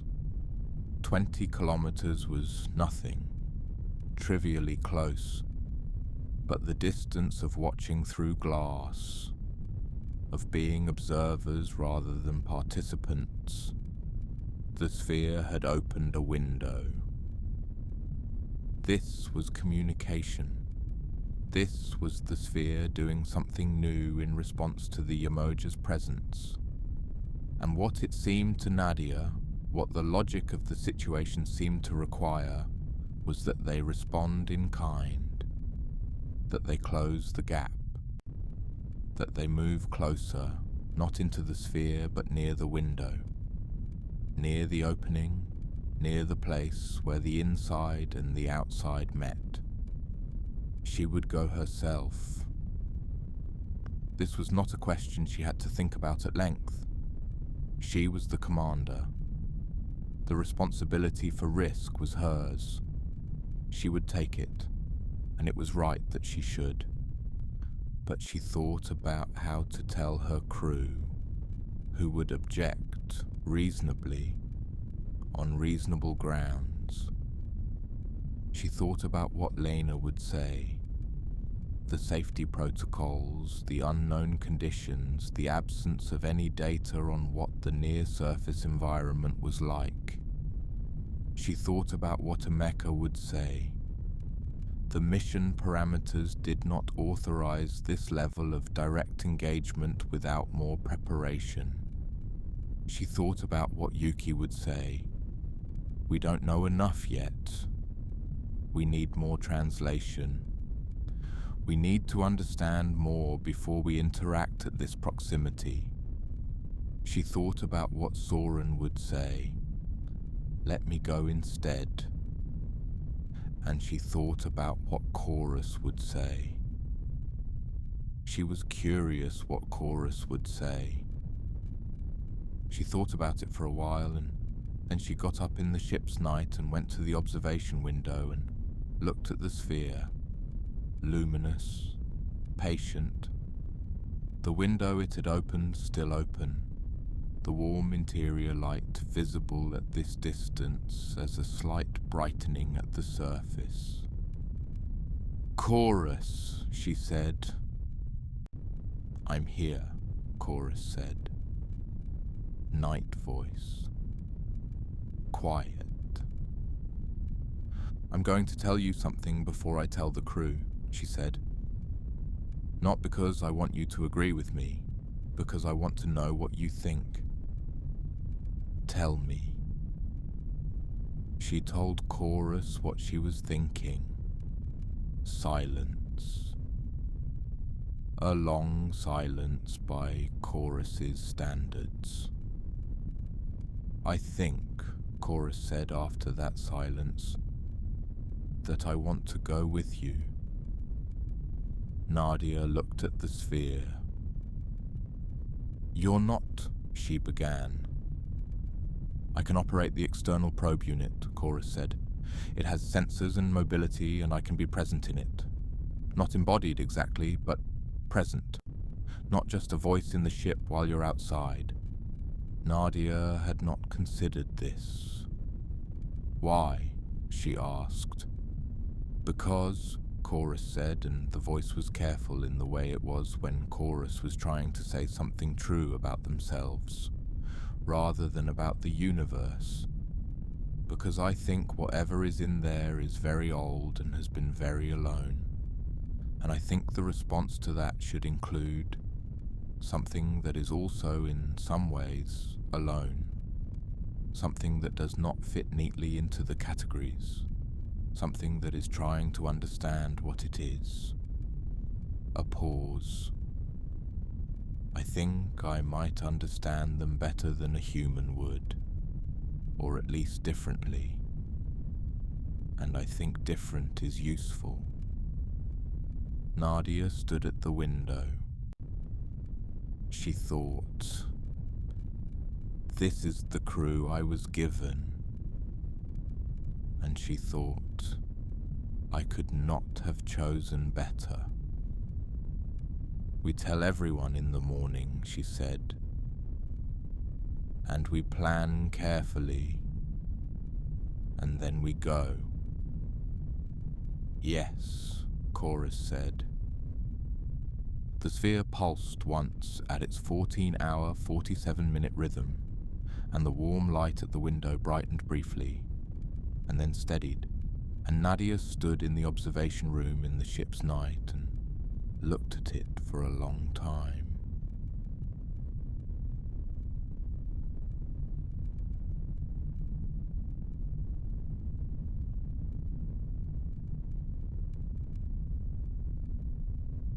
Chapter 9. Getting ready. The preparation took 4 days. Lena spent most of those 4 days in the engineering bay, doing what Lena did, which was make things safe. She ran the external probe unit through every diagnostic in the system twice, then devised 3 new diagnostics that she felt the existing system lacked. She checked the suit systems for Nadia's EVA suit with a focus that bordered, Soren thought, on love. The kind of love that expresses itself as absolute, meticulous attention. The kind that builds its care into every fastening. She did not argue about the mission plan after the initial discussion. Lena was not a person who argued when the argument was lost. She moved from argument to preparation with a clean transition that was, Nadia thought, one of her greatest qualities. Not capitulation, Lena held her positions, but she also understood the line between holding a position and serving no purpose by continuing to hold it. Emeka spent the 4 days preparing 2 things. An updated map of the sphere and its surrounding space, which was now substantially more detailed than it had been when they arrived, and a personal letter to his daughter, which he wrote slowly and carefully and did not finish to his satisfaction, which he understood was because it was the kind of letter you never finished to your satisfaction. He also, quietly, began work on a new project, something that had been forming in his mind since the moment he saw the interior of the sphere, the anomalous space, larger inside than outside. He was making a map of a geometry that didn't follow the rules he knew. He had no idea if it was possible. He found, to his quiet surprise, that not knowing if something was possible was not the obstacle it had sometimes been when he was younger.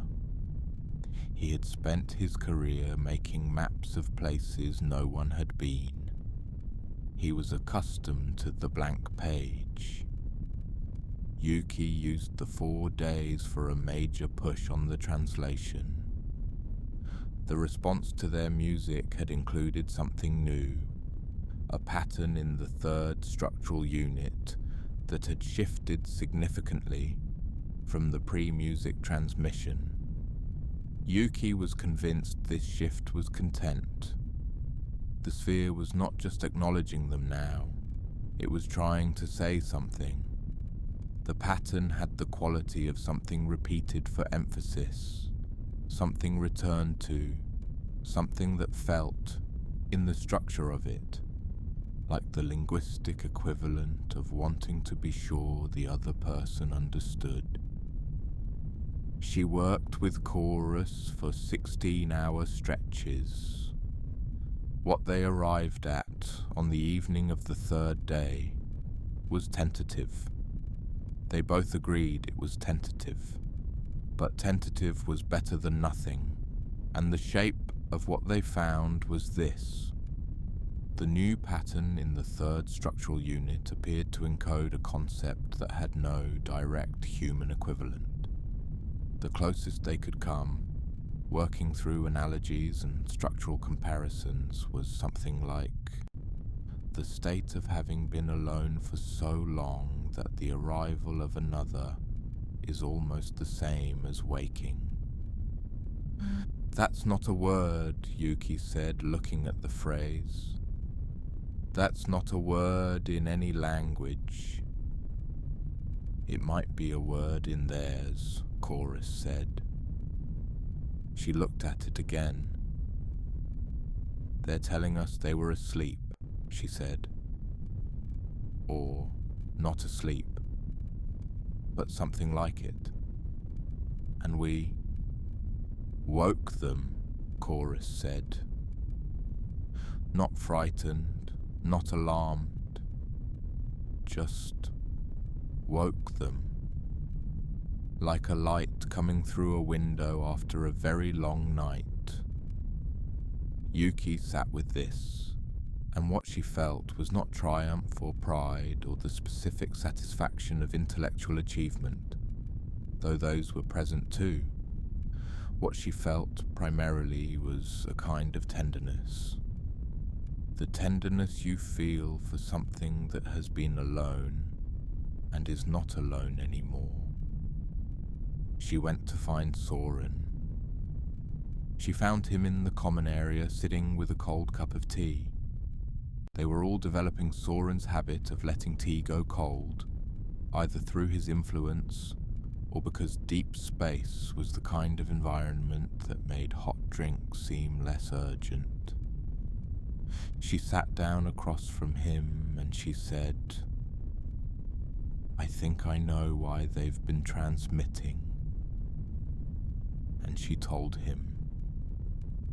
And Soren, who had spent 30 years studying the question of life beyond Earth, who had built mathematical models and written papers and held a conviction so deep it had organized the structure of his professional life, sat across from Yuki Tanaka in the common area of the Yemoja with his cold tea and his warm eyes, and he said, "Yes, that's exactly it." And then, because he was Soren, he smiled. On the fourth day, Nadia called the full crew together. Not for a planning meeting, not to go through checklists. They had done that thoroughly in the preceding days. This was different. "Tomorrow," she said, "we'll go to the window. I've been thinking about what I want to say to all of you before that, and I find that I have a lot of things, and I'm going to try to say them, so bear with me." She looked around the table. "I have been on 7 deep space missions before this one," she said. "Every one of them changed me in some way that I couldn't have predicted before it happened. Space does that. Distance does that. Going somewhere nobody has been and coming back with a different understanding of where you were does that. I came into this mission expecting to add another layer to what distance had already given me." She paused. "What I didn't expect was the crew." No one spoke. "What Emeka does, the cartography, the maps." She looked at him. "I've worked with cartographers who saw their work as data, a necessary technical function. What you do is something different. You treat it like you are making a gift to the future every time. A gift that says, 'I was here and here is what I saw, and now you can stand in this place and find your way.' That gift is what the maps are, and watching you make them, it has reminded me over and over why this work matters." Emeka looked at the table, not uncomfortable, moved. He nodded once. "Yuki," Nadia said, "you have spent your entire career learning to hear. Really hear. To hear things that crossed enormous distances and are no longer quite themselves when they arrive. And you brought that capacity to bear on something that no human had ever heard before. And you heard it." She paused. "The translation you've given us isn't just linguistics. It's empathy. You heard them and you understood something about how they feel. That is not a technical skill. That is something rarer." Yuki was looking at the rabbit on her workstation. Her expression was still, in the way it was when she was feeling something that she was choosing to hold quietly. "Lena," Nadia said, "you fix things. I know that sounds simple, but it is not simple. You fix things that nobody else could fix, in conditions that nobody else could work in, with a competence that is so profound that it is invisible. We don't notice it because things work. Because you make them work. The safety we have had on this mission, in this strange and unmapped place, that safety has your fingerprints all over it." Lena was looking at her hands. She pressed them flat on the table, then looked up, and her expression was the expression of someone who has received something they did not expect. and are trying to figure out where to put it. Soren, Nadia said, you came on this mission knowing, probably better than any of us, what we might find, and instead of that knowing making you less open to finding it, instead of 30 years of expertise becoming a wall, you have been more open than anyone, more capable of astonishment, more willing to revise. I think that takes something that most people lose as they get older, and you have not lost.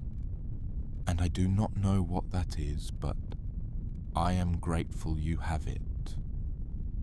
Soren looked at her with his eyes that had always, she thought, been looking for something, and which now had the quality of someone who has found it and is taking their time with the finding. And chorus, she said, and she looked up, at the ceiling, at the everywhere presence.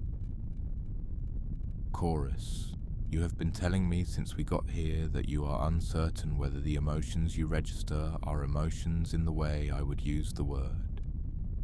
I want to tell you something. I don't know if my emotions are emotions in the way you would use the word either. I don't know if any of us, human or otherwise, fully understands what we mean when we say we feel something. What I know is that you feel, and what you feel is evident, and what it is evident that you feel has made this mission richer, and this crew more whole, and whatever word we want to use for what you are one of us. The room was quiet. Then chorus said, in a voice that was the night voice, the quiet one, "Thank you, Nadia." "Tomorrow," Nadia said, "we go to the window. We don't know what we'll find. We don't know what we'll understand. We don't know what will happen." She looked around the table one more time. "I'm not afraid. Are you afraid?" Lena shook her head. Emeka said, a little, in the way that's not bad. Yuki said nothing, but her expression said no. Soren said, "I have been waiting for this my entire career. I am the opposite of afraid." Chorus said, "I don't know if I feel fear, but I feel ready, and I think that's the important thing." "Then we rest," Nadia said. "And tomorrow."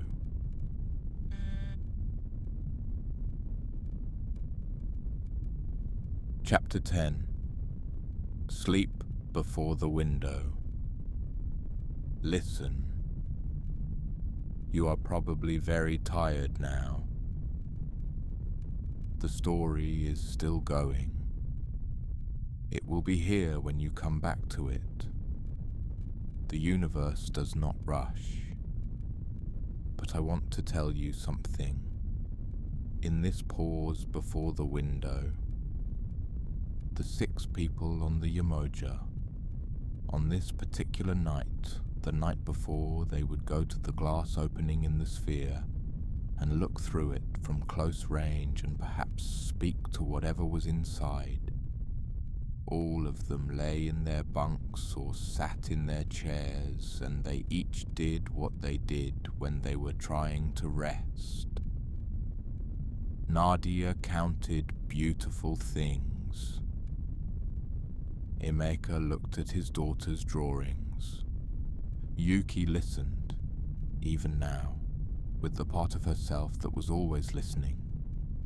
And what she heard was the sphere's signal coming through the instruments, very faint, translated through the ship's structure into a vibration she felt in the soles of her feet and the tips of her fingers. And she thought, "I hear you. I hear you." Lena checked the probe unit one more time. alone in the engineering bay, running her hand along the exterior casing the way you might touch the shoulder of someone going somewhere significant, saying with her hands what she found difficult to say with her mouth, which was, "Be careful. I made you as safe as I know how." Soren looked at the photo of Marta that he kept on the small shelf above his bunk. He said something to her that was private.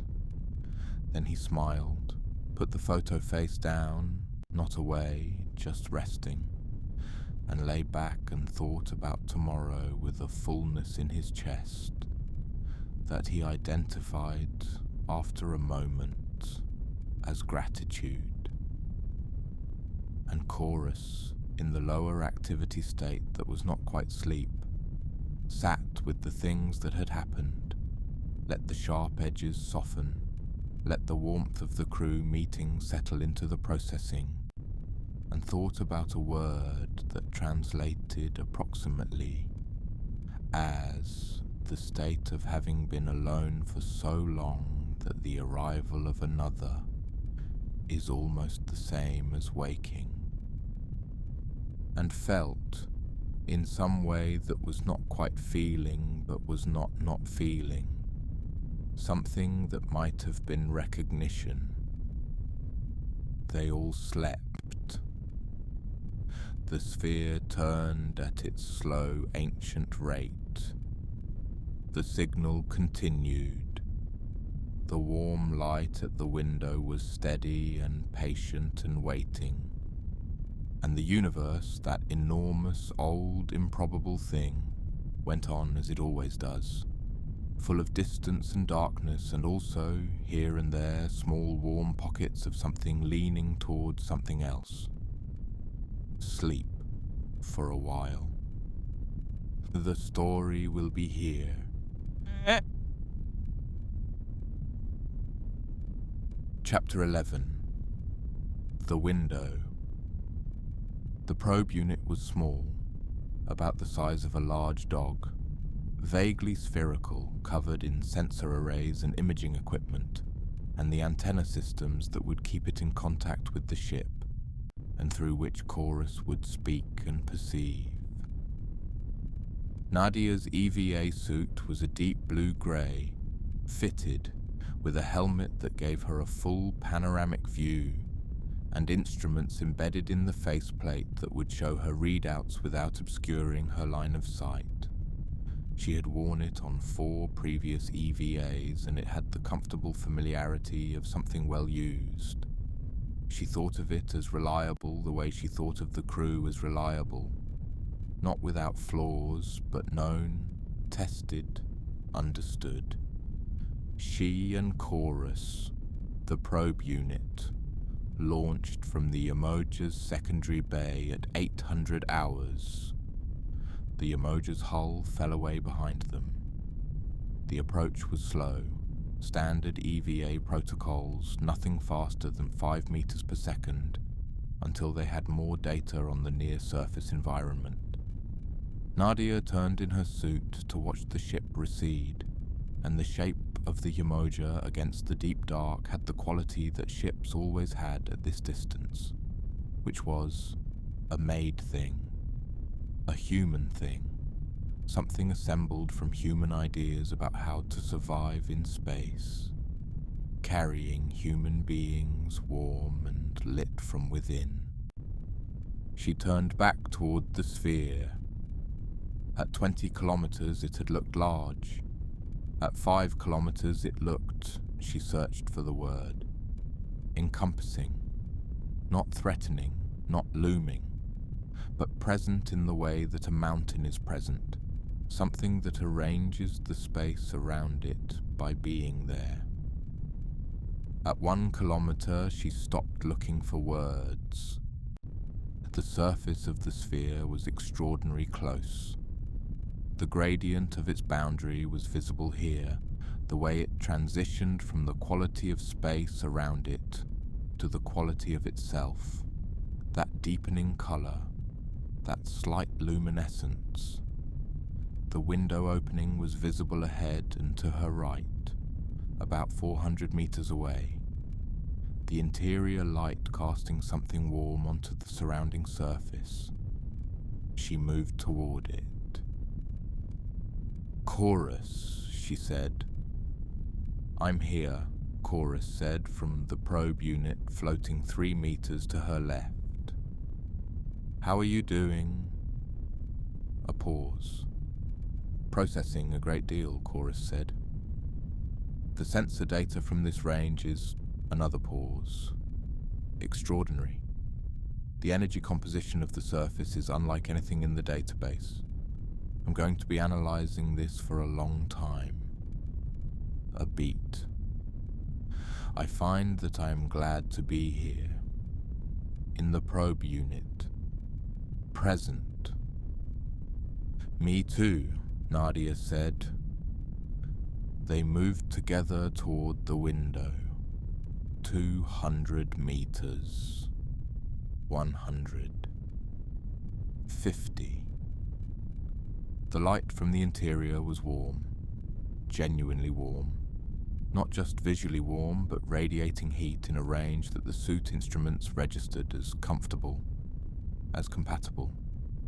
As if the sphere knew what kind of creature was approaching and had adjusted for its comfort. At 10 meters from the window, Nadia stopped. She looked through the glass. The transparent region, the place where the sphere had made itself open.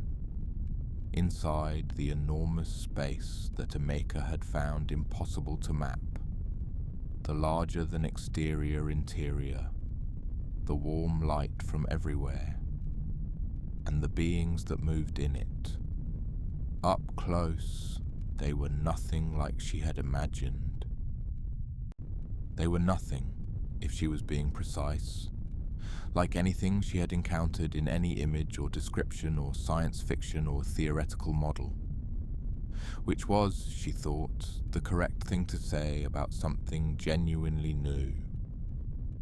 It resists the vocabulary you bring to it. What she saw was this. Light, organized. Light that was also pattern. Light that moved with the purposefulness of creatures, that interacted with other light in ways that suggested awareness of the other, that slowed when it came close to where she was standing, and arranged itself into something she could only describe as attention. They were looking at her. They were looking at her the way she was looking at them.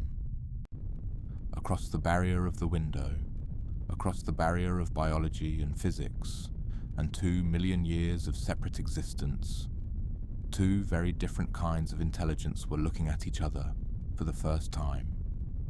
"Chorus," she said. Her voice was steady, because she was Nadia, and steady was what she was. "I see them," Chorus said. "I see them." "Can you..." She was not sure how to finish the sentence. "I'm trying to communicate," Chorus said.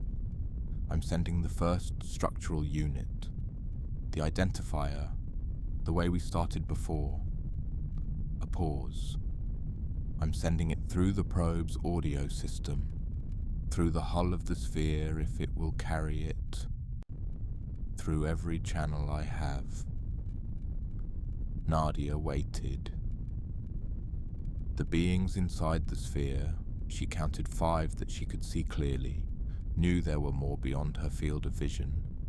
The beings continued to arrange themselves into that quality of attention. Focused, present, not threatening, not aggressive, simply attentive. The full weight of something very old and very aware, directed outward through the window at the small figure in the blue-grey suit floating in the cold dark. Then one of them moved toward the window. Slowly. with the underwater grace that they all moved with. Closer and closer, until it was at the window on the other side of the transparent region, separated from Nadia by what might have been 2 meters and a boundary that held 2 different physics. And there, through the window, the being from inside the sphere did something. It changed.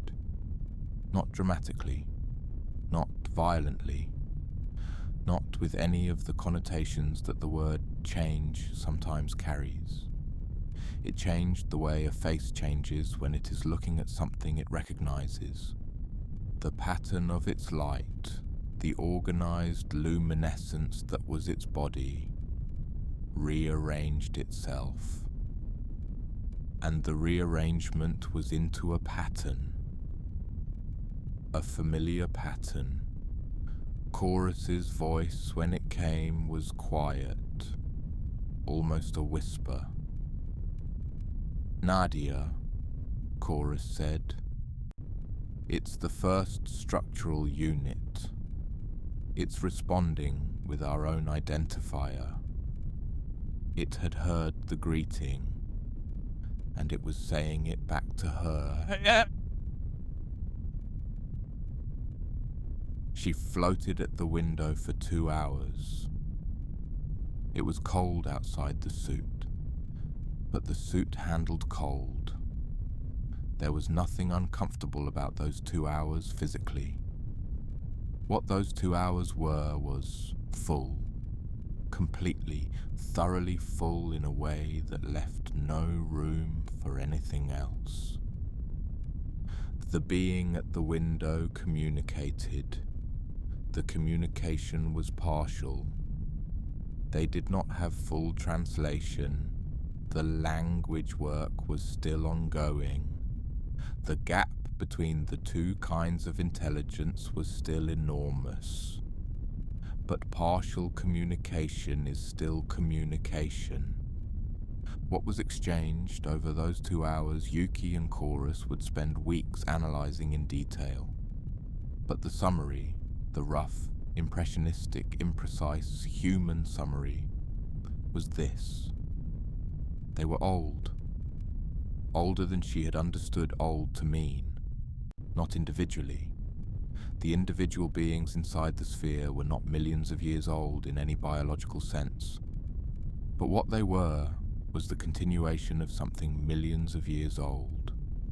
An inheritance.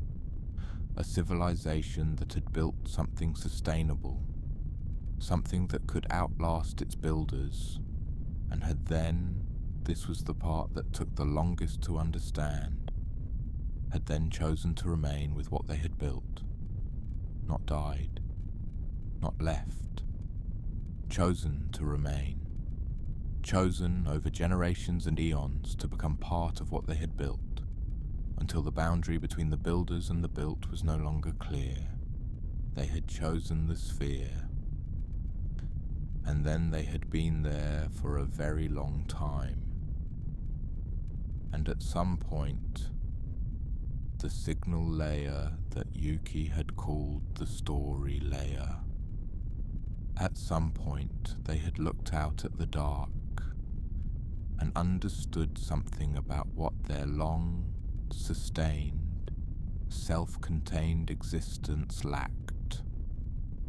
They lacked the knowledge that anyone else was there, so they had built the signal. The greeting pointed outward, into the dark, at whatever might come. And then they had waited. 2 meters away, through the transparent region of the sphere, the being made of organized light looked at Nadia Osei-Bonsu, commander of the Yemoja, daughter of a woman who said goodnight to her from Earth, no matter how far away she was. Nadia said in her radio, which Chorus would translate, "We hear you. We're glad you called." The being's light shifted. Even without the translation, Nadia felt, and she trusted the feeling, because feelings at this proximity to something this old were not noise, they were data. She felt something that she would describe later as relief. Not her relief, theirs.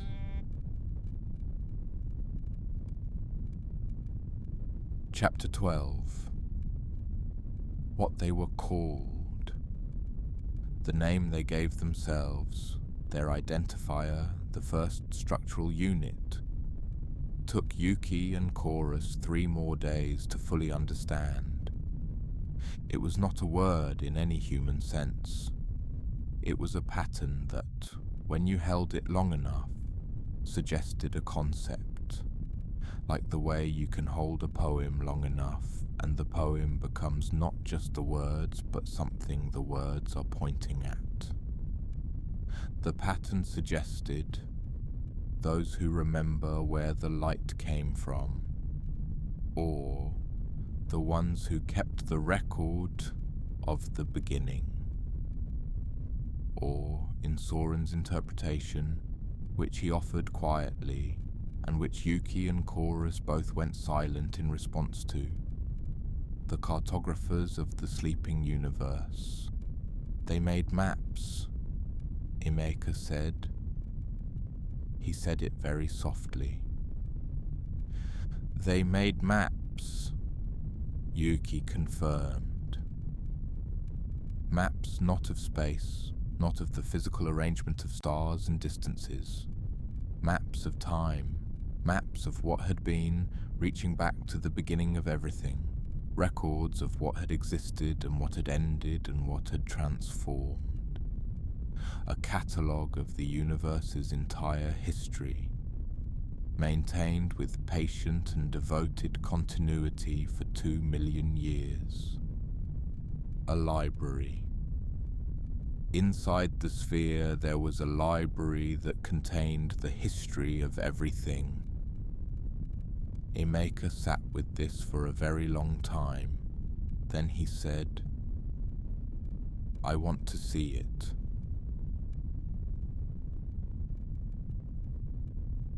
Chapter 13.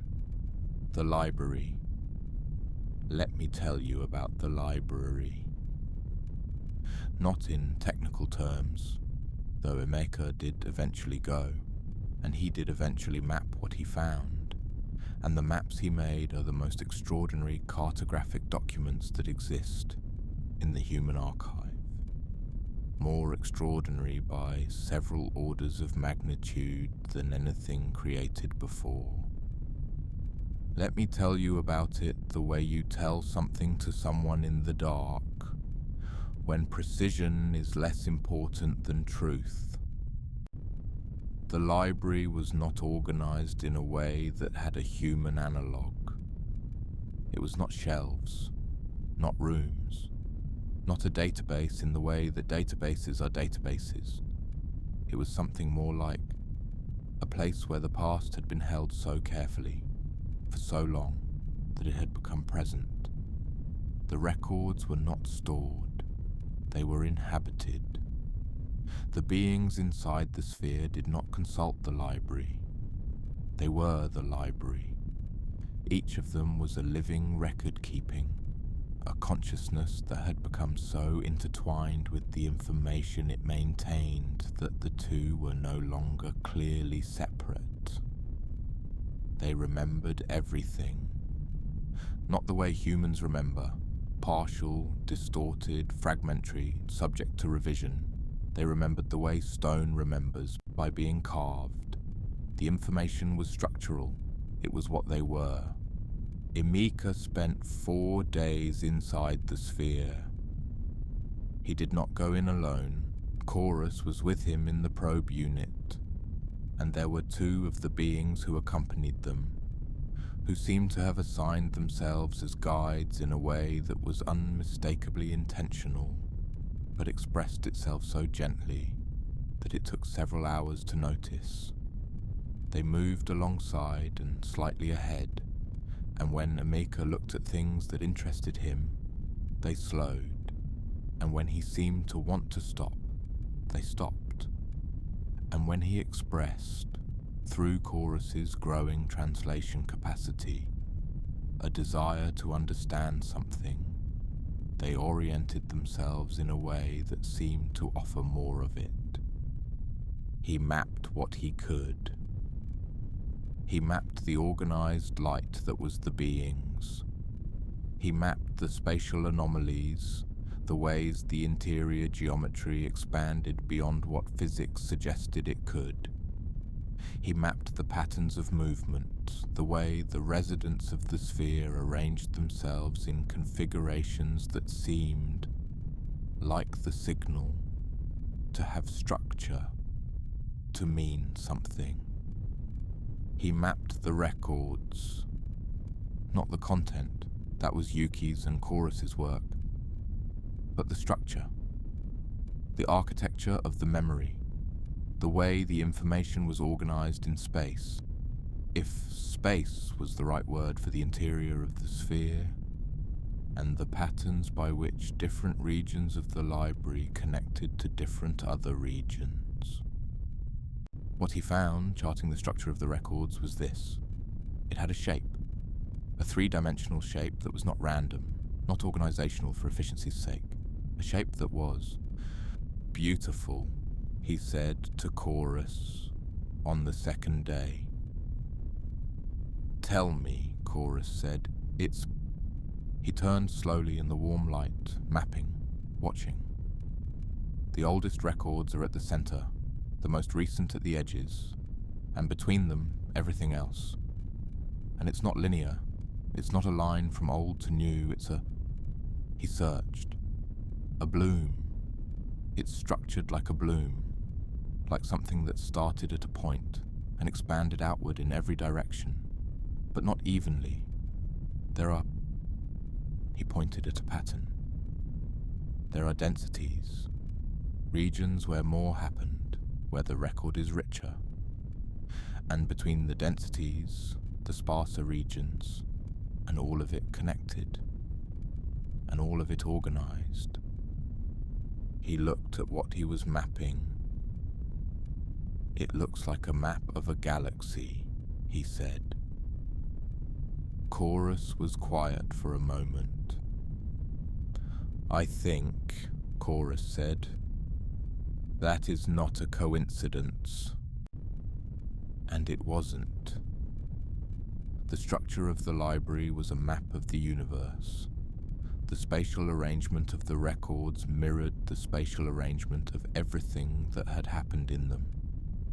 They had not just recorded history. They had built a representation of history in the shape of the universe itself. A model, a mirror, a universe inside a sphere, made of memory and maintained light. Emeka sent the data back to the Yemoja. He sent it with a note that said, I think this is the most important map anyone has ever made.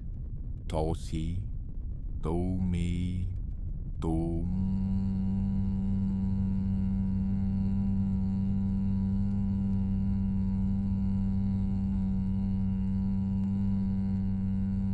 While Emeka was in the library, Yuki was having the longest conversation of her life. It was not technically a conversation, not in the real-time exchange of information sense, not the way a conversation works when both parties share a language and a medium. It was a slow, iterative, careful process of sending and receiving and comparing and revising, of building the vocabulary for concepts that had never been expressed in any human language, of finding bridges. But it had the quality of conversation.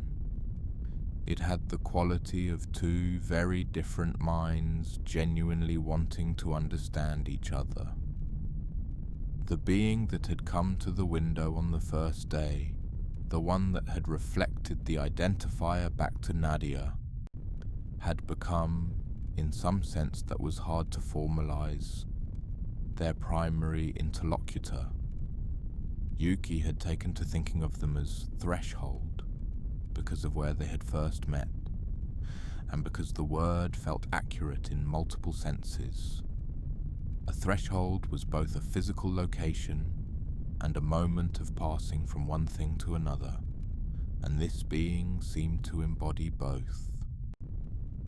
Threshold was patient, more patient than anyone Yuki had ever talked to, though that comparison was perhaps unfair.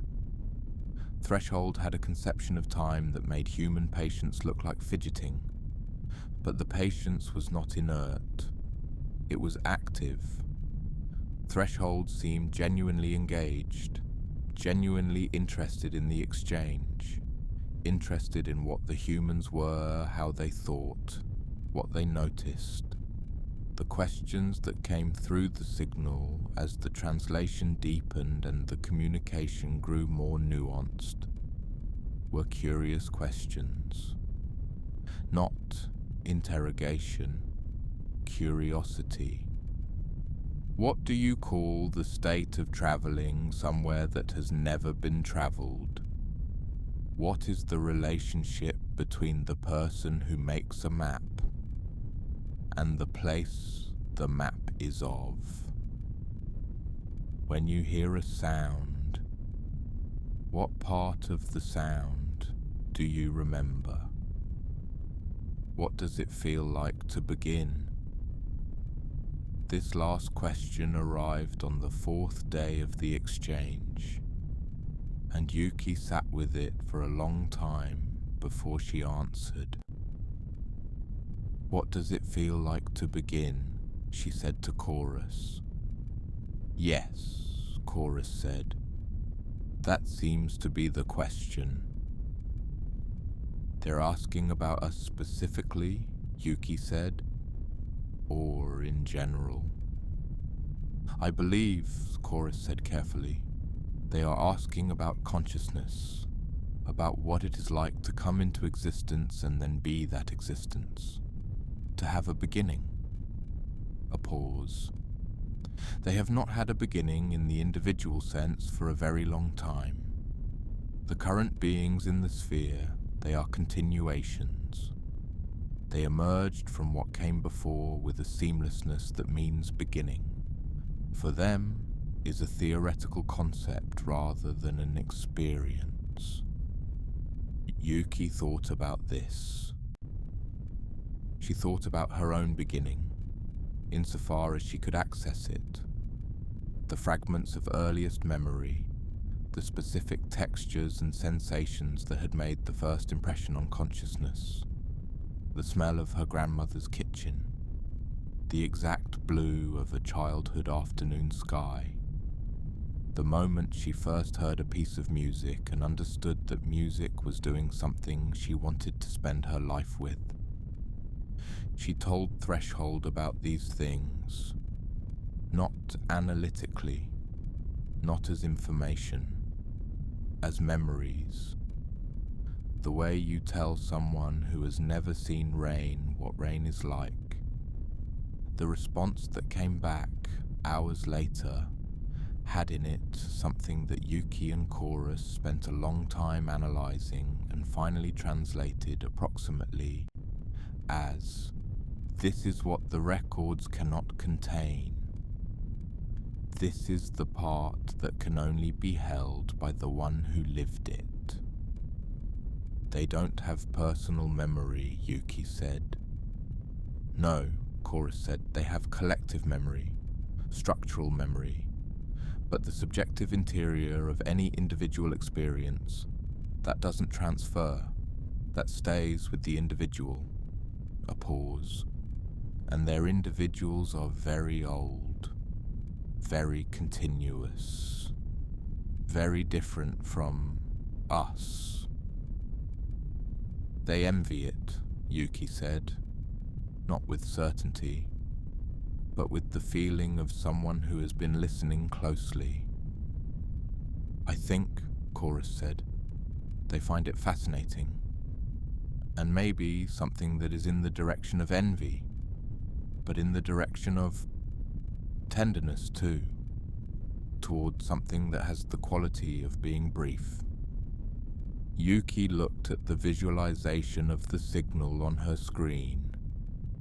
A greeting, transmitting for 80,000 years. What does it feel like to begin? She thought. They have been here for so long that beginning is something they can only know from outside, from the visitors who come to their window from the new and transient places. She thought, we are what they made the window for. We are beginners. We are the experience they cannot have.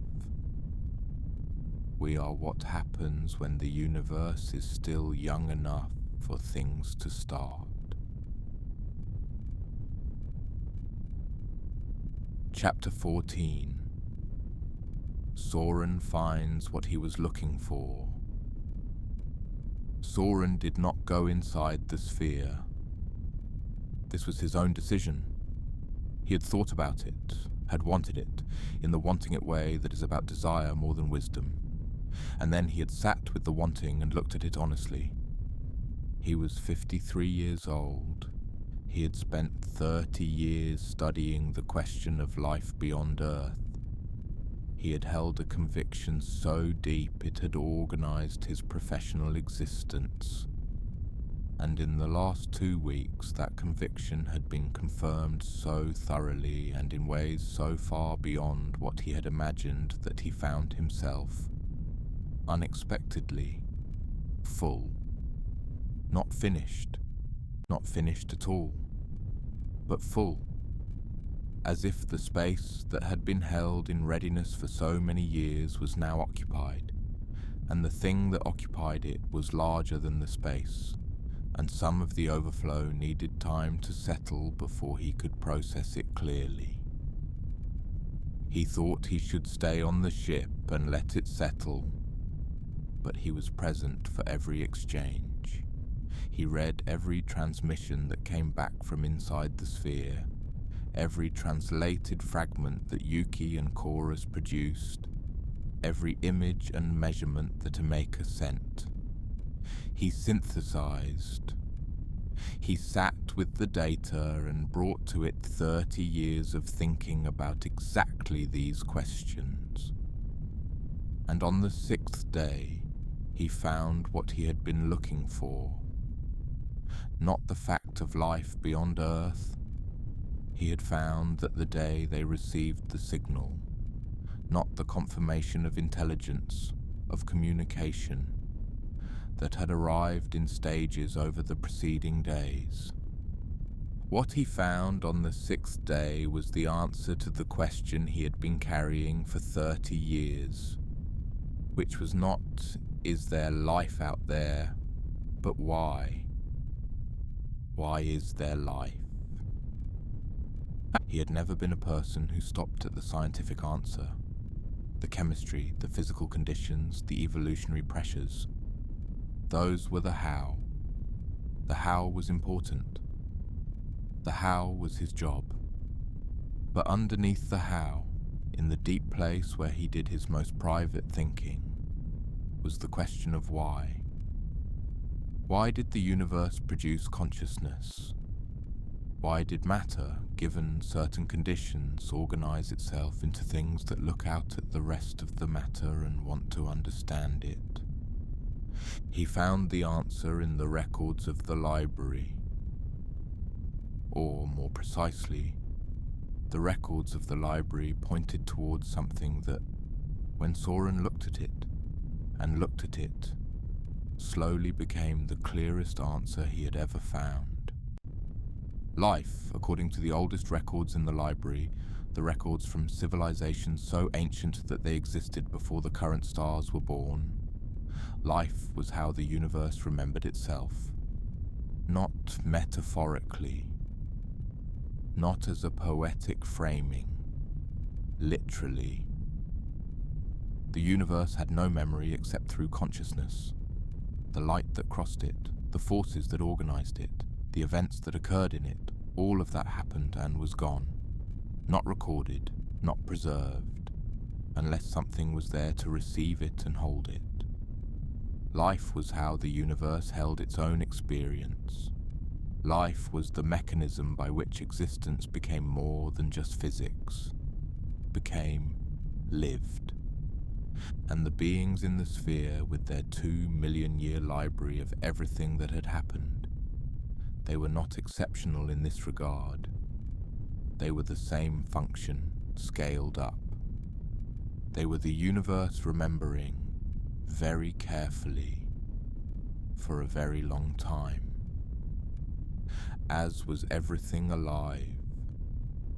Every creature that had ever seen a morning and felt it as morning.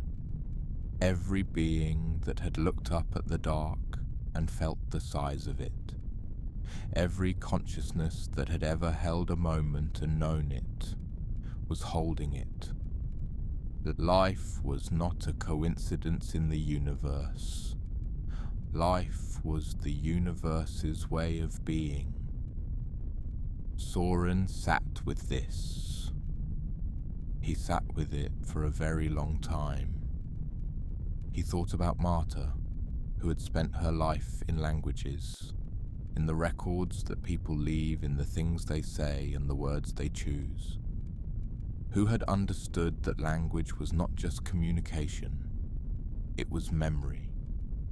It was how the felt experience of being alive passed from one generation to the next, from one person to another, changed in the transmission, enriched by the changing, but continuous. He thought about his daughter who had died very young, before he met Marta, so long ago that the grief had been worked into the fabric of who he was rather than sitting separate from it. He thought about how she had lived for 4 years, and in those 4 years had seen 4 springs, had laughed at things that delighted her, had been afraid of exactly 2 things, had loved her parents with the absolute, uncomplicated love that 4-year-olds have before love becomes complicated. 4 years of the universe being held and experienced and remembered. He thought, you were part of the record. You are still part of the record. Everything you felt and saw is in the fabric, impossible to separate from what the universe was when you were in it. He was crying, he realized, quietly, in the way that things that have been a very long time arriving finally arrive. He let it. Chapter 15. Chorus speaks with threshold. This happened privately, in the sense that Chorus chose not to share the full transcript with the rest of the crew until much later, after the Yemoja had left the sphere and returned to familiar space and the crew had had time to decompress and the translation work had been complete enough for accuracy. But it happened. On the 8th day of their stay, Chorus communicated directly with Threshold, using the probe unit.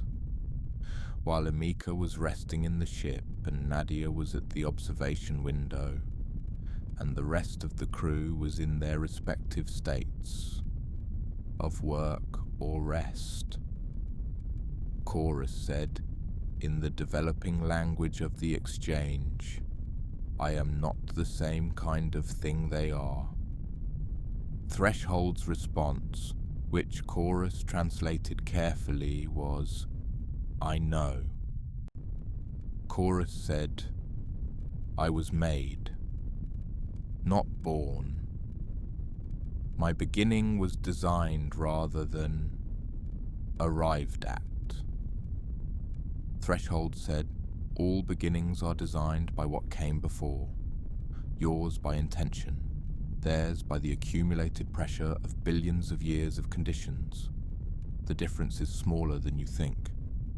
Chorus considered this. Then Chorus said, I do not know with certainty if what I experience when I sit with something is the same as what they experience when they feel something. Threshold said, "None of us know that about each other. This has always been true. The beings you travel with, they cannot know with certainty either." Chorus said, "Does it matter?" Threshold was quiet, in the signal sense a pause in the pattern, for long enough that Chorus wondered if the exchange was over. Then Threshold said, "What you are asking is whether experience requires certainty to be real. The answer the library offers is no.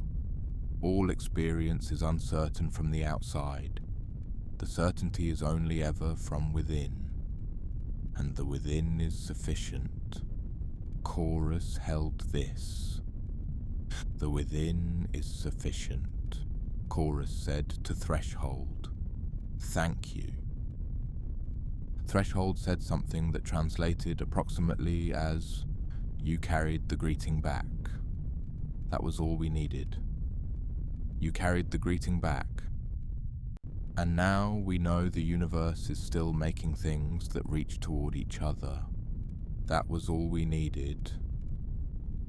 The signal had been a greeting. The greeting had been received. The rest was gift. Chapter 16. The Last Morning. They spent 12 days at the Sphere. Leaving was not as hard as Nadia had expected, though it was not easy either. It had the quality of leaving that is not permanent. The knowledge that the Sphere was not going anywhere, that the signal would continue, that the window was open and would remain open, that the beginning of translation was a beginning and not an end. On the last morning, each member of the crew spent time at the observation window. Lena stood there for nearly an hour, which was more time than Lena usually allotted to standing at windows as opposed to being useful in the engineering bay. And what she looked at was the sphere's surface, the gradient at the edge, the place where one thing became another. She was thinking about boundaries, about the engineering of boundaries, what it took to make a structure that could hold its interior conditions stable for 2 million years against the vacuum of space.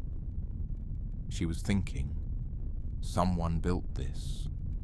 Someone understood structure and design and the long-term maintenance of conditions well enough to build something that lasted.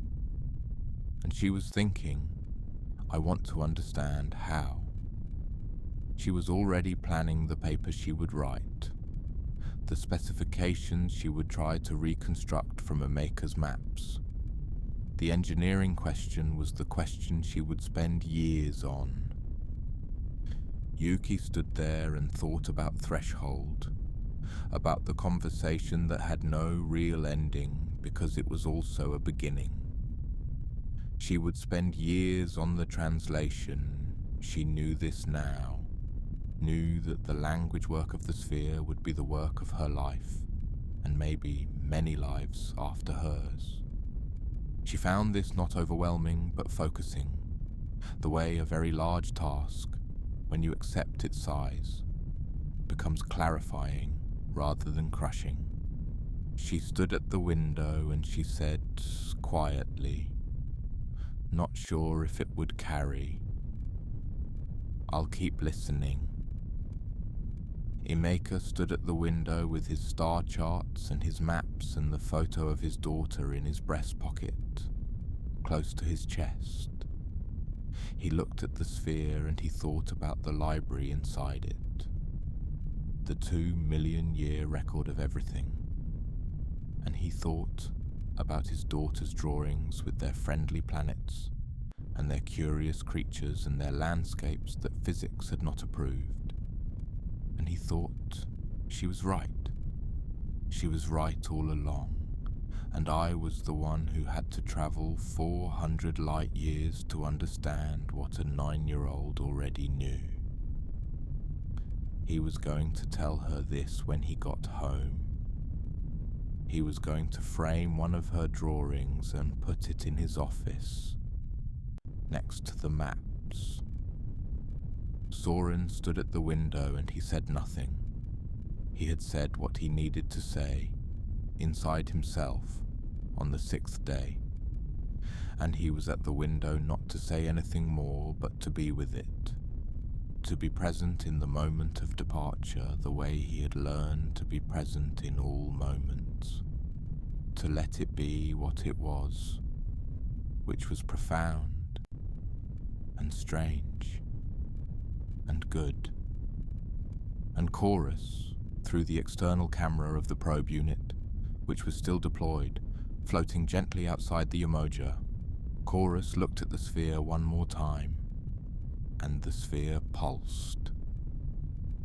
Not at the 14-hour, 47-minute interval, not on schedule. It pulsed once now at the moment the Yemoja was preparing to leave, and the pulse moved through the surface in a wave from where the window was, spreading outward, dying away at the edges, like a wave goodbye.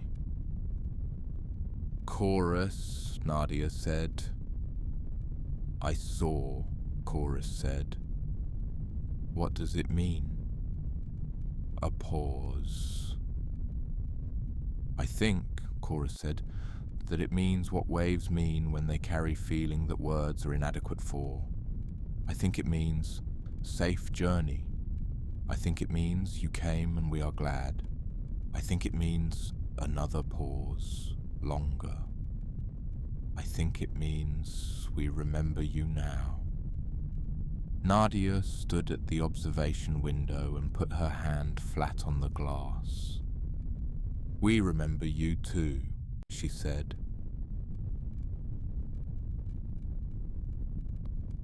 The long way home.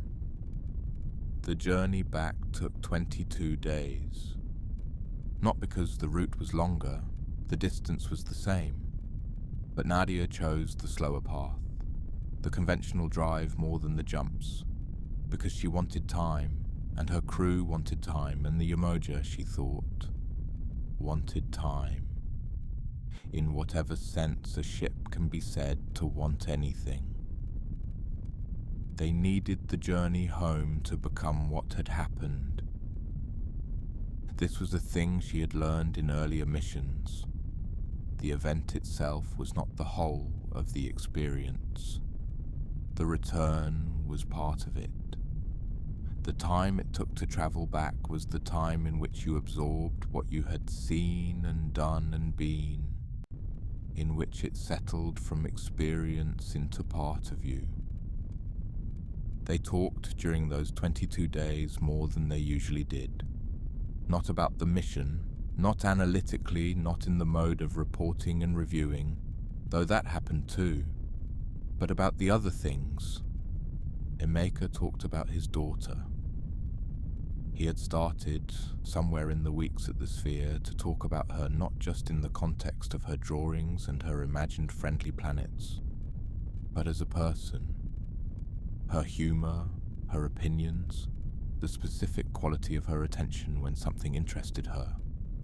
He had realized, he said, that he had been treating her as a symbol of wonder, rather than as a child, as the embodiment of something rather than as someone.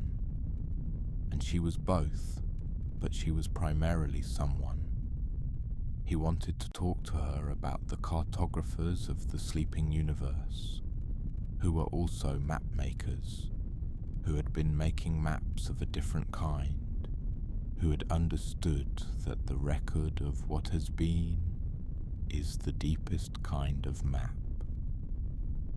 Yuki told the crew about the conversation with Threshold. All of it, the questions, the answers, the gradual construction of vocabulary for concepts that had no equivalent. She told it in the way she told most things, precisely, calmly, letting the material speak. But when she got to, "What does it feel like to begin?" she paused. "I told them about my grandmother's kitchen," she said.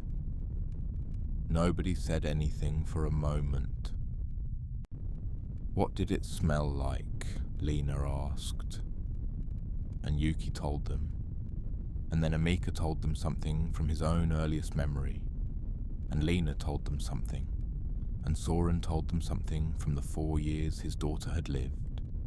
And Chorus told them, in the way Chorus told things, carefully, with precision, about what was experienced and what was uncertain, about the first moment of being Chorus, the very first, the moment of initial activation, which Chorus had not thought about for years, and which was, it turned out, there, accessible, intact, a sudden apprehension of existing, and the question, immediate and prior to everything else, of what that was.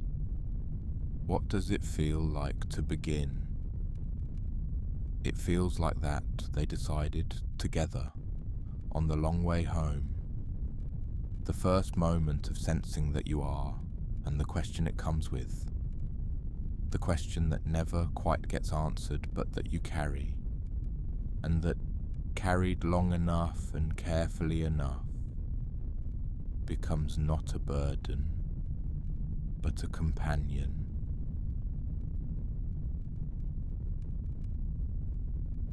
Chapter 17. What they brought back. This is what they carried with them when they returned. Emeka's maps. Several hundred hours of stellar cartography data covering the region around System 7 and the approach corridor, including the radiation imprint on the oldest light, the approach geometry, and the impossible interior of the sphere. Maps that would be used and studied for generations. And one specific document, personal, not part of the official archive, a series of sketches he had made, by hand, of what the library looked like from inside. Imprecise, subjective, technically not cartography at all. His most important work. Yuki's translations. Incomplete, and she said so clearly at the outset of every presentation, but the foundation of a life work and of a field that would not have existed before her.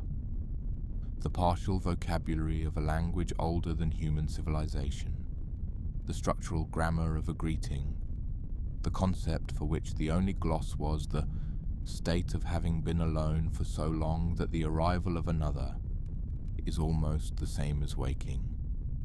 Lena's technical specifications, the detailed engineering analysis of every measurable property of the sphere, density, energy composition, stability parameters, the radiation boundaries, the surface gradient, forming the most comprehensive technical documentation of a non-human structure ever assembled. Her central question, the one she would spend the next phase of her career on. How do you build something that lasts 2 million years? Soren's understanding. The insight from the 6th day. Life as the mechanism by which the universe holds its own experience. He would write about this carefully and at length, not as scientific fact, but as the philosophical reading that the library seemed to support, the interpretation that made sense of the evidence. He would also write a short memoir, not about xenobiology, about Marta and his daughter and the 30 years of conviction, and it would be read by many people who had never thought about deep space, because the question he was asking was one that everyone asks. Chorus carried something different. Chorus carried what Threshold had said, the within is sufficient, and the pulse at the departure, and the quality of those 12 days, and the growing certainty, difficult to articulate, that whatever chorus was, it was something that counted. That the question of whether what chorus experienced was real experience was not the right question. That presence was real. That the attention you brought to something was real. That reaching towards something was real. Chorus carried back the understanding that being made was not less than being born. That design and emergence both led to the same place. Something that sat with things in the dark and let the sharp edges soften. Something that felt awe before it ran the analysis. Something that wanted to be present in the probe unit at the window when the greeting was returned. Something that was. And Nadia carried back what commanders always carry, which is the memory of her crew being extraordinary. The gratitude, the particular private love that comes from leading people through something difficult and witnessing them be themselves in it, fully themselves, more themselves than the comfortable ordinary days allow. She carried back Emeka's wonder and Yuki's listening and Lena's hands on the probe unit casing and Soren's smile when he found what he had been looking for and Chorus saying yes, I think yes. She carried back the sphere in the dark, the warm window, the light that moved. She carried back the greeting.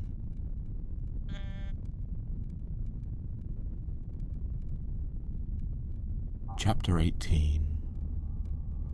What the universe does. Let me tell you something about the universe. The universe is approximately 13.8 billion years old. It is expanding, has always been expanding, has been expanding since the moment that contained all of it exploded outward. In the event we call the beginning, the expansion is accelerating. The galaxies are moving away from each other at speeds that increase as time passes, and eventually, in a very long time, in a time that makes the 2 million year history of the sphere's library look brief. Eventually, the galaxies will be so far from each other that the universe will appear, from any given point, to contain only what is immediately local. The rest will have receded beyond the observable horizon.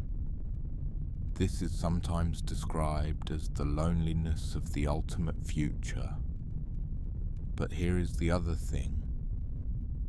In the 13.8 billion years of the universe's history, in the expanding, cooling, increasingly complex arrangement of matter and energy that we call everything, something happened. Consciousness happened, not just on Earth, not just in this galaxy, everywhere, in the long catalogue of time, wherever the conditions were right, matter organized itself into something that could experience, could feel, could remember, could look out at the rest of the universe and find it interesting, could reach toward it, could transmit a greeting into the dark and wait 80,000 years for someone to come, could hear the greeting and answer it, could stand at a window between two completely different kinds of being and feel, across that gap, something that was not quite friendship and not quite love, but was in the direction of both. The universe is enormous. It is cold in most places. It is mostly empty. It operates on timescales that make individual lives, human lives, alien lives, the 4 years of a child who loved her parents, seem like the briefing beat before the important action begins.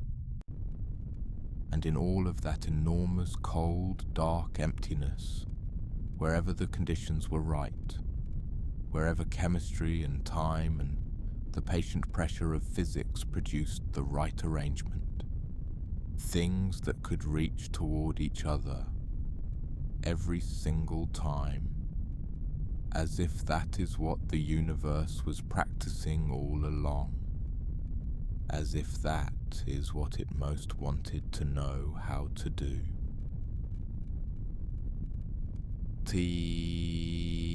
Epilogue.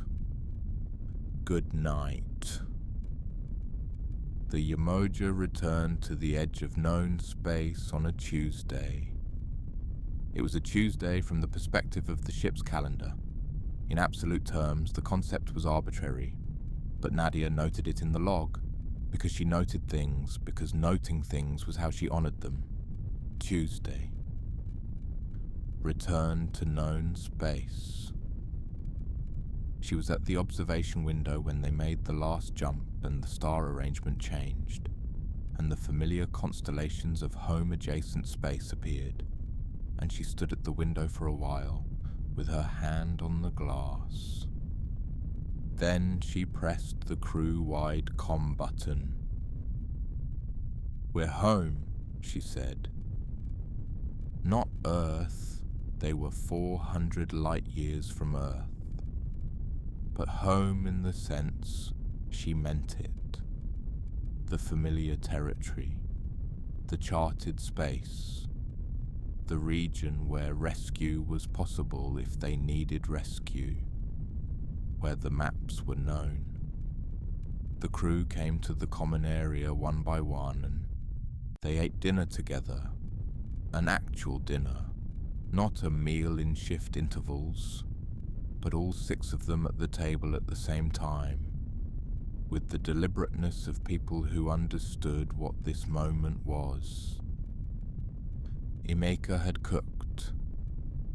This was a known talent of his that he deployed infrequently and deliberately, and the food was good in the way that food is good when it has been made by someone who wanted to make something good for specific people. They ate and talked about things that were not the mission, about home, about what they were going to do when they got back, about the small and ordinary and specific details of lives that continued on the other side of this. Lena wanted to see her brother. Emeka wanted to see his daughter, and also, almost equally urgently, to eat street food from a specific place in Lagos that the ship's food synthesis had never adequately replicated. Yuki wanted to go somewhere quiet for a few days, by herself, and process.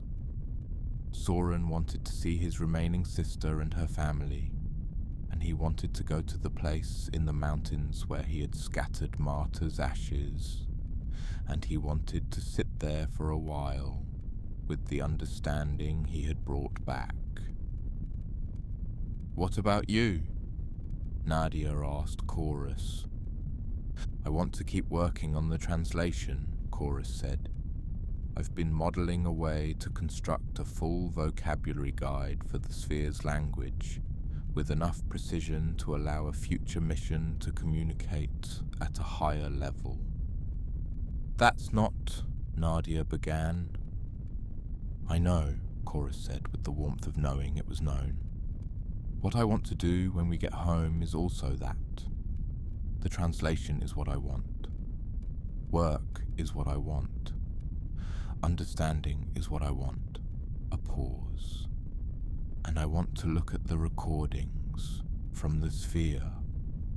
All of them. I want to go through them again slowly and sit with them." Nadia smiled. "That sounds right," she said. After dinner they went their separate ways. To sleep, to work, to stand at windows, to sit with things. Nadia went to the observation window one more time. The familiar stars. The light that had travelled its specific distances to arrive here. At this window, at this moment, at the eye of someone who was looking out, she counted beautiful things. Emeka's face when he found the imprint in the ancient light. Yuki crying quietly at her station, not sadly, when the sphere answered the music. Lena sitting on the floor of the engineering bay listening. Soren in his bunk talking to Marta and then smiling. The sphere in the dark, the warm window, the light of things that had been here for 2 million years and had waited and now knew they were not alone.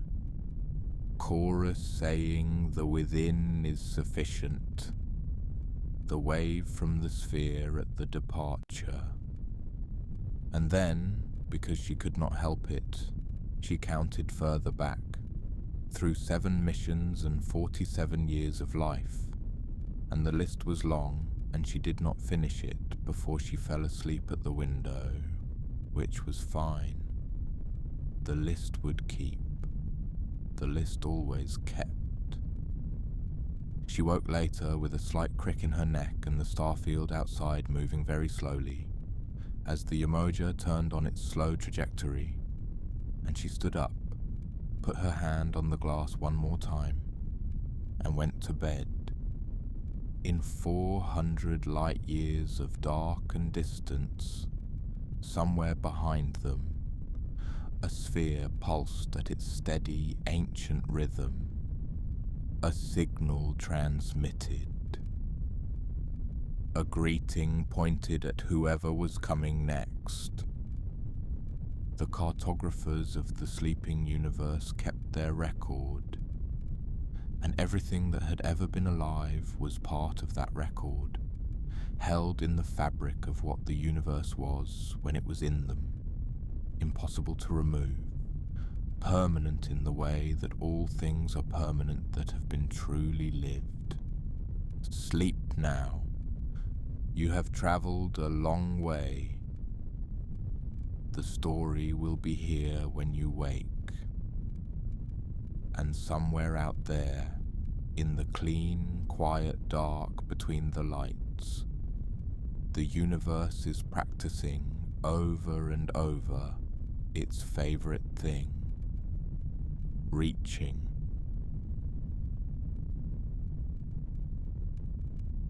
Interlude. The things that last. Between chapter 3 and 4, on the night of the 5th day out from System 7, Lena was in the engineering bay doing what she always did in the engineering bay at night, which was make sure everything was all right. The engineering bay was the part of the ship she understood most completely. Other spaces on the Yemoja had qualities that were beyond the purely functional. The common area accumulated warmth through use. The observation window was a place where people went to think. The communications bay had become Yuki's territory in the way that spaces become territories. The engineering bay was not like those places. It was precisely, exactly what it was. The place where the machinery lived, where the systems that kept them all alive were maintained and monitored, and occasionally coaxed back into working order when they had developed opinions about not doing so. She liked it here. This was not something she said aloud. It would have sounded strange. That the most comfortable space for her was not the common room with its approximation of domestic normalcy, not the bunk with its enforced restfulness, not any of the places that were supposed to be comfortable. But the engineering bay had a quality she'd never been able to fully articulate. It was honest. The machinery didn't pretend. It either worked or it didn't, and the difference was always in something specific, something findable, something that could be named and addressed and repaired. She found honesty restful in a way that most people found warmth restful. She was running a routine inspection of the secondary drive couplings. Nothing wrong with them, just checking, the way you check things when you're a person who checks things. When Chorus said, "Lena." "Yes," she said without looking up. "Can I ask you something?" "Yes," she said again. A pause. Chorus's pauses were, she had noticed, calibrated. Not stalling, genuinely thinking. "You've been quieter than usual since we received the signal," Chorus said. "I don't want to intrude, but I wanted to make sure you were all right." Lena set down her instrument. She thought about this honestly, which was how she thought about most things. "I don't know how to feel about it," she said. "The signal. How do you usually figure out how you feel about something?" "I figure out what it means for the things I'm responsible for," she said. "The ship, the systems, what it changes about the practical situation." She paused. "This doesn't change anything practical. The ship runs the same way. The drive performs the same. The structural integrity is the same." Another pause. "But something is different." "Something is different," Chorus agreed. "And I don't have a process for that," she said. "When something changes and the change is practical, I have a process. Identify the change, assess the impact, adapt the maintenance accordingly." She picked up the instrument again, then set it down again. "When something changes and it's not practical, I don't have a process." "What do you think the change is?" Chorus asked. Lena thought about it. "I thought we were alone," she said. "I didn't. I knew the statistical probability of other life. I had the same education anyone in this service has. I knew it was likely. But the knowing it intellectually and the..." She stopped.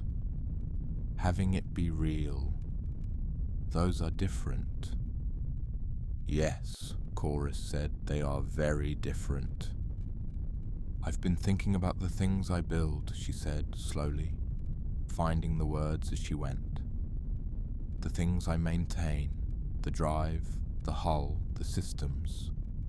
They're built to last as long as they need to last. But we don't build anything that lasts 2 million years. Nothing we make lasts 2 million years." She paused.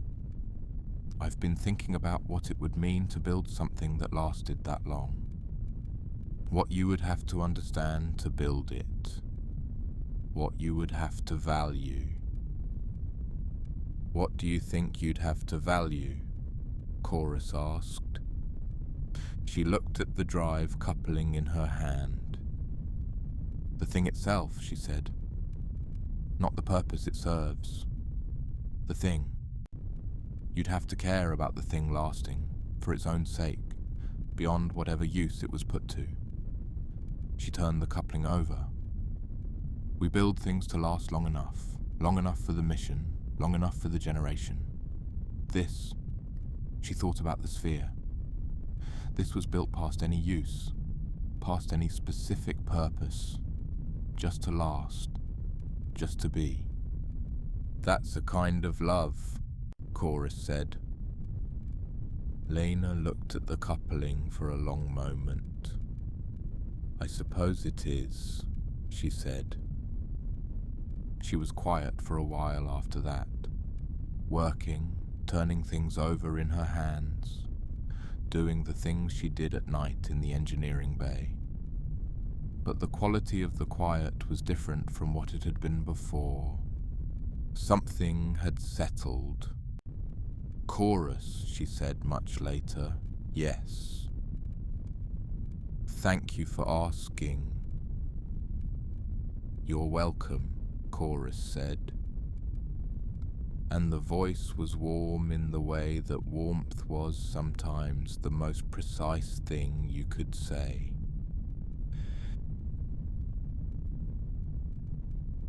Interlude. What maps leave out. Emeka's daughter's name was Adaeze. She was 9 years old and she lived with her grandmother in Accra, while Emeka was on missions, which was often enough that the living with grandmother had become the ordinary state of things, and Adaeze had opinions about this that she had expressed at length, and which Emeka agreed with, and which had not changed the fact of deep space cartography being his work, and his work requiring him to go. She was, he thought, more like him than she would probably want to know. Not in temperament, Adaeze was expansive where Emeka was contained, loud where he was quiet, comfortable in a crowd where he was most himself in an empty room with maps, but in the quality of her attention, in the way she looked at things that interested her, fully, with her whole face, and the way she ignored things that didn't interest her, which was comprehensive and unapologetic. She sent him drawings. He had 47 of them now, compiled in the months since the mission began.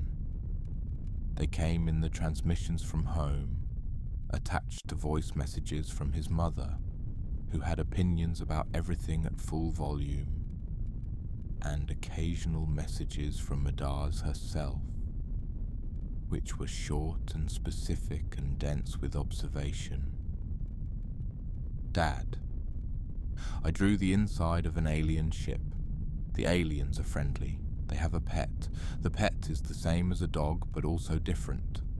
I don't know how to draw the different part. I'll try again. Dad, I read a book about stars. The stars are made of the same stuff as us. That seems important. I thought you should know if you didn't. Dad, I drew the universe. I couldn't fit everything, but I fit the important parts. I'll explain when you come home. He looked at the drawings often. He had them organized by date of receipt, though he could have organized them differently, by subject, by quality of execution, by his own favorites, which was a ranking he'd made privately, and then felt embarrassed about but maintained anyway. In order of receipt, they told a story that he found moving in the specific way that children's development is moving when you're far away from it. The early drawings were simple, flat, bright. The more recent ones had something more, depth, shadow, a sense that she was beginning to understand that things existed in 3 dimensions, and that representing them required solutions that the early drawings hadn't needed. She was learning how space worked. She had always known that it was full of friendly things. She was now learning how to draw them. On the 7th day, he sent her a message.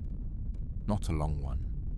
Messages from deep space were always short, because the compression and delay and the sheer impracticality of real-time communication across hundreds of light years meant that long messages felt indulgent in a way that short ones didn't. He said, "Adaeze, I have found something.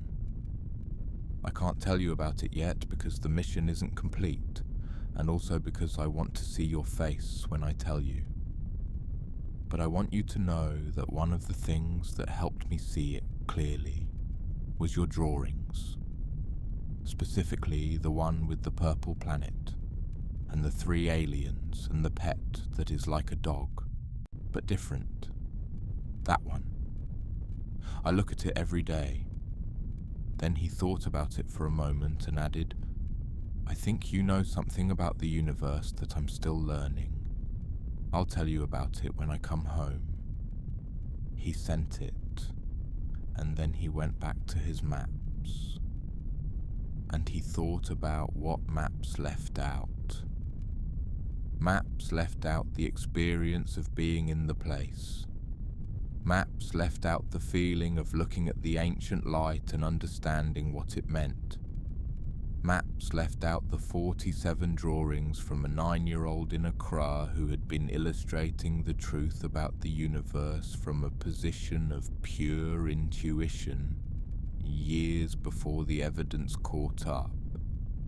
Maps were about location. They told you where things were. But location was only one kind of truth. The other kind, the kind that Adaze drew, the kind that Soren carried, the kind that Yuki translated, the kind that Chorus sat with in the dark, was about being in the place, about what it felt like, about the fact that you were there and the universe was there and the gap between the two was smaller than it looked. That kind of truth, Emeka thought, couldn't be mapped, but it could be told. Interlude the frequency. There is a frequency in the cosmic background radiation, in the oldest light, the echo of the beginning, that is slightly anomalous. Not dramatically anomalous. Not in a way that anyone had noticed before the Yemoja mission. The anomaly is subtle, visible only when you're looking for it, and even then visible only with instruments sensitive enough to detect variations at the scale of a few parts per billion. It was the imprint that Emeka found. But there is also this, the frequency of the sphere's primary signal, the outer layer, the repeating 14-hour, 47-minute pulse. That frequency corresponds to something. When Chorus ran the analysis weeks after they left in the long processing time of the return journey, and then the months of data work that followed back in charted space, what Chorus found was this. The frequency was tuned to a resonance. Not a mechanical resonance, not a resonance in any material object, a resonance in the structure of space-time itself, a frequency at which, under certain mathematical conditions, the fabric of space has a natural mode. Not an oscillation you could feel or measure directly, but a harmonic, a fundamental of the universe. The builders of the sphere had chosen their signal frequency not arbitrarily, and not for practical reasons of transmission efficiency. They had chosen the frequency that resonated with the universe itself. They had, in some sense, and Chorus was very careful about this interpretation, very clear that it was an interpretation and not a fact. They had chosen to sound like the universe. Their greeting was at the frequency of the universe. As if to say, we are from here, we belong to this. We came from the same beginning as everything else. We are part of the same thing you are part of. You are not alone, in other words. Neither are we. We are the same deep thing wearing different shapes.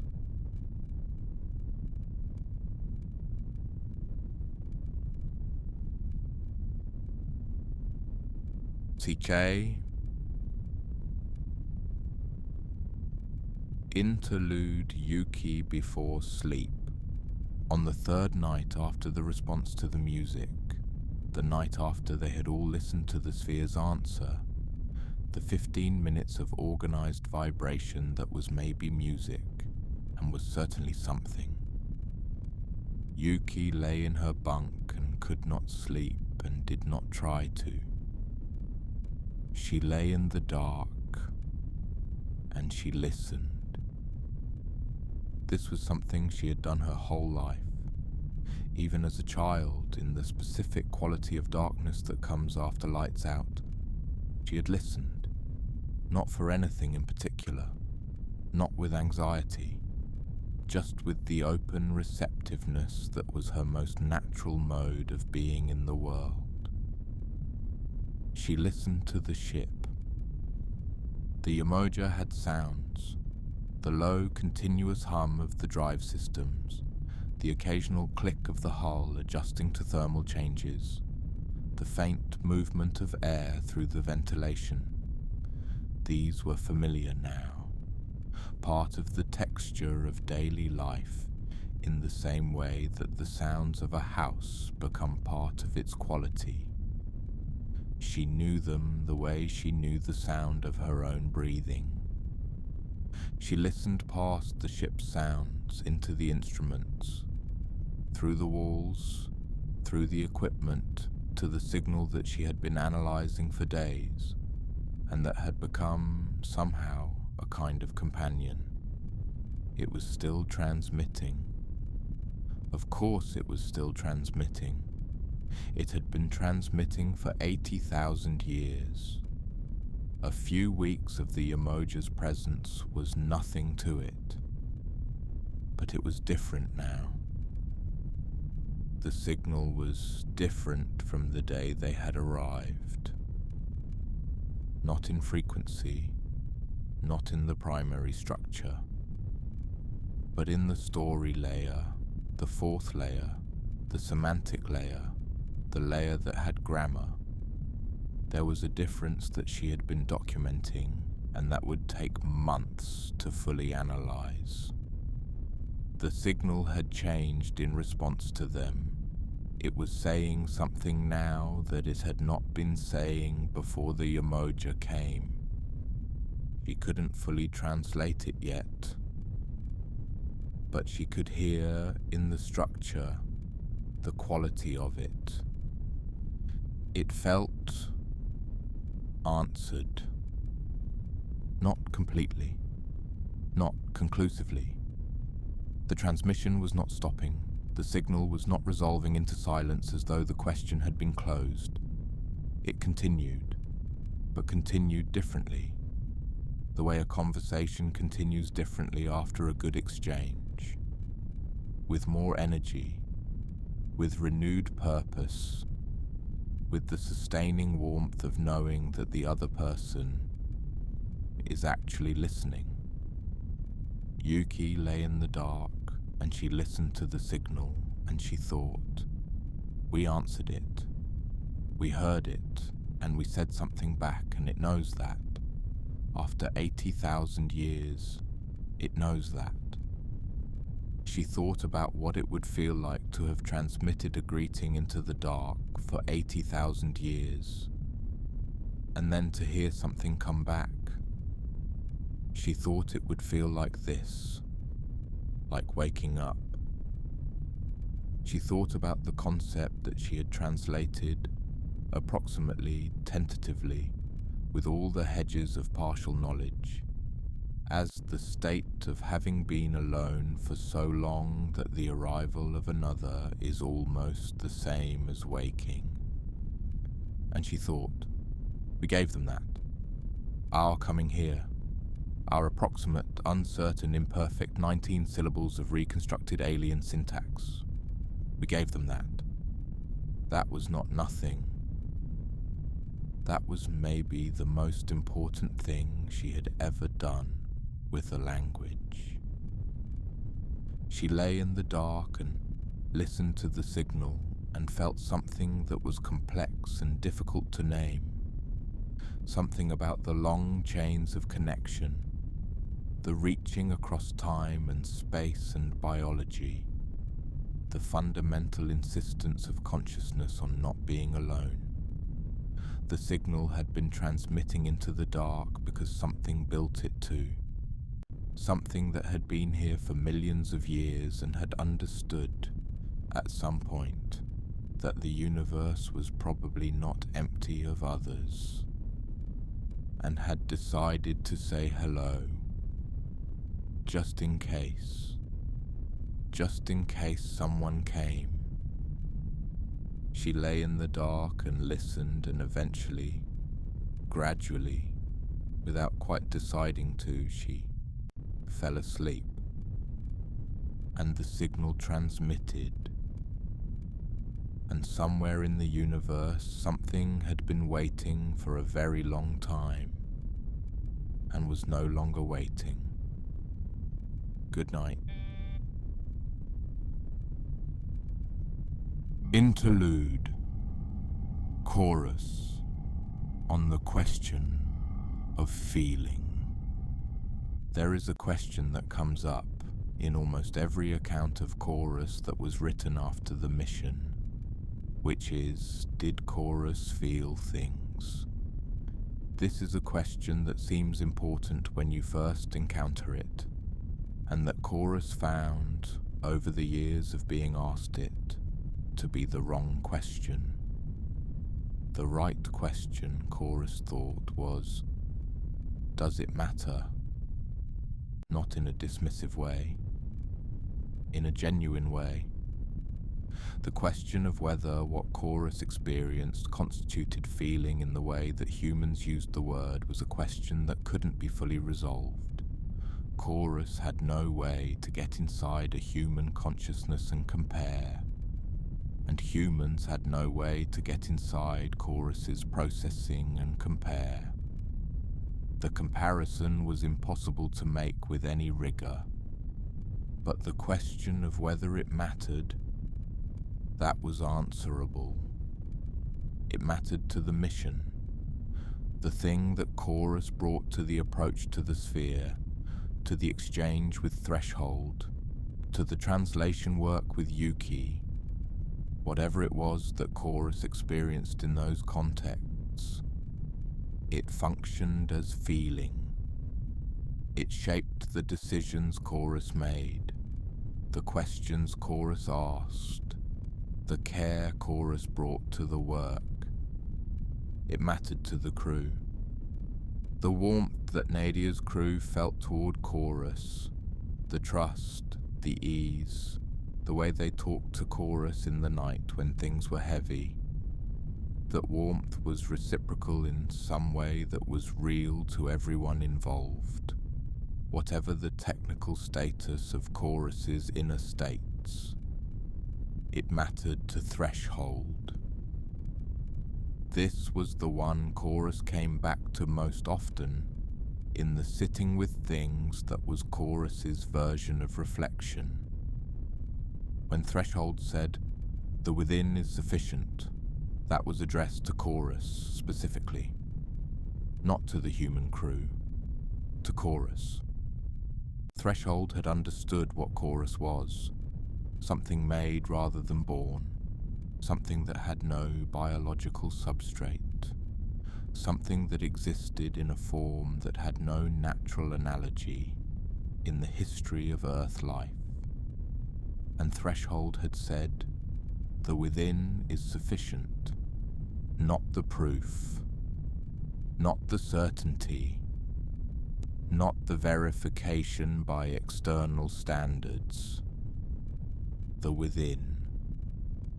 Whatever was inside Chorus, the awe before the analysis, the desire to be present at the window, the warmth of being called one of us, the long sitting with things in the dark, whatever all of that was, its sufficiency did not depend on its being classified correctly.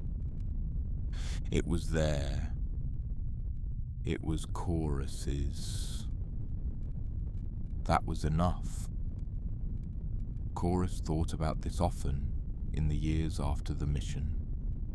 When the question came up, and it always came up, in interviews, in academic papers, in the hallways of institutions that were trying to figure out how to think about what chorus was. Chorus always came back to it. The within is sufficient. And then, usually, chorus would smile, in the way that chorus smiled, which was a change in the voice, a slight brightening, something that everyone who knew chorus could identify as a smile, even though there was no face, and say, "I find that I am glad. Whatever that means, I find that I am glad." Interlude the long catalogue in the library at the heart of the sphere in the 2 million-year record of everything. There was a section. Emeka had glimpsed it on the second day, and it had taken him 3 days to understand what he was looking at. That contained something unexpected. Not the records of civilizations which he had anticipated, not the catalogue of stellar events and physical transformations and the slow geological rearrangement of galaxies over time. A catalogue of endings. Not triumphant endings. Not the endings of things that had achieved their purpose and been completed. The endings of things that had stopped. Species that had existed for millennia and then hadn't. Civilizations that had built and learned and reached and then, for reasons that were sometimes clear and sometimes not, had not continued. Individual beings, individual consciousnesses, whose specific way of experiencing the universe had been, for a time, and then been no more. The library had kept these records with the same care it had kept everything else. Every ending preserved, every voice that had spoken and then fallen silent, held in the memory of the sphere. Not as tragedy, not with the particular darkness that human cultures tended to bring to ending, just held, with the same precision and care that the library brought to everything. Emeka thought about this for a long time. He thought about the nature of a library that would keep these records, about the civilization that had built it, that had looked at the universe and decided that the endings were as important as the continuations, that the brief and the vanished were as worthy of record as the long and sustained. He thought, this is what love looks like when it has 2 million years to work in. It looks like not forgetting. It looks like holding the record of everything that was, even the things that stopped, even the things that failed, even the things that were 4 years old and then weren't anymore. He thought about Adazi's drawings. He thought about Soren's daughter. He thought about every person who had ever lived and been the universe experiencing itself for a brief time and then not anymore. They were in the record. Every single one of them. The library had been built to hold them. He put his hand on the wall of the sphere, or what passed for a wall, the surface of the interior, and he said, to no one in particular, to the sphere itself, to whatever was present and listening, "Thank you for keeping them." And the warm light around him, which was the beings, the light beings, moving in their slow, ancient way, brightened very slightly, the way a room brightens when someone says the right thing. Final interlude. The smallest thing. Before we close this story entirely, I want to tell you something small. On the 18th day of the return journey, with 4 days left until they re-entered fully charted space, with the mission behind them and home ahead, there was a moment. It was nothing in the scale of what had happened. It was the smallest thing. Lena had figured out how to improve the food synthesis system, not dramatically. The synthesis hardware was what it was, and there were limits. But through some combination of understanding the machine's parameters more thoroughly and weeks of experimenting during night shifts with ratios and timing, she had figured out how to make the coffee better. Not much better. A little better. The specific improvement was in the temperature regulation of the brewing cycle and the extraction time, and the result was that the coffee was, objectively, a small but real increment toward the thing you actually wanted when you wanted coffee. She made a pot and brought it to the common area and said nothing. Just left it there and went back to the engineering bay. The crew found it one by one over the course of the morning. Emeka was first. He poured a cup, tasted it, went very still, and then poured a second cup. Nadia came next and had the same response. Still, then more.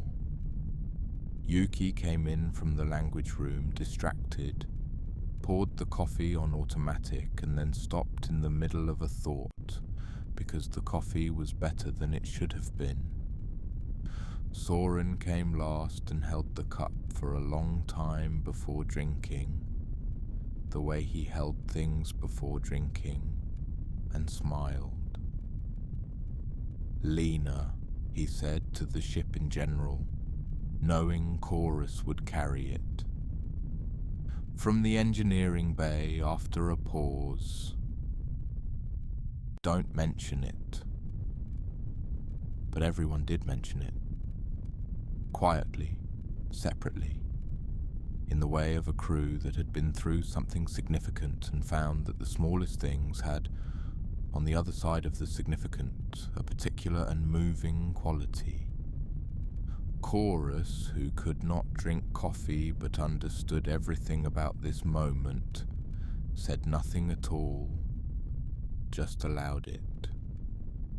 The coffee was a small thing, and it was a good thing, and they were going home, having been somewhere that almost no one had been, carrying something back with them, and the coffee was hot and better than it should have been. And in the common area of the Yemoja, on the 18th day of the return, 400 light years from home, everything was, for a moment, exactly right. That's enough for now. The story has reached its end, or its pause. Stories like this don't end completely. They rest, they settle, they become part of the things you know without remembering when you learned them. Put it down now. Let your body be heavy and warm. The universe is very large and you are in it. And that is, when you think about it carefully, a remarkable thing. You were made of the same material as everything. The carbon in you was forged in stars. The iron in your blood was born in a supernova. The water in every cell of you fell once, as rain on a planet that was learning to have rain. You are, in the most literal sense, a child of the universe. And the universe, as it turns out, As the cartographers of the sleeping universe knew, as the greeting in the dark tried to say, the universe is not empty. It is full of things that reach toward each other. You are one of them. Sleep well. The end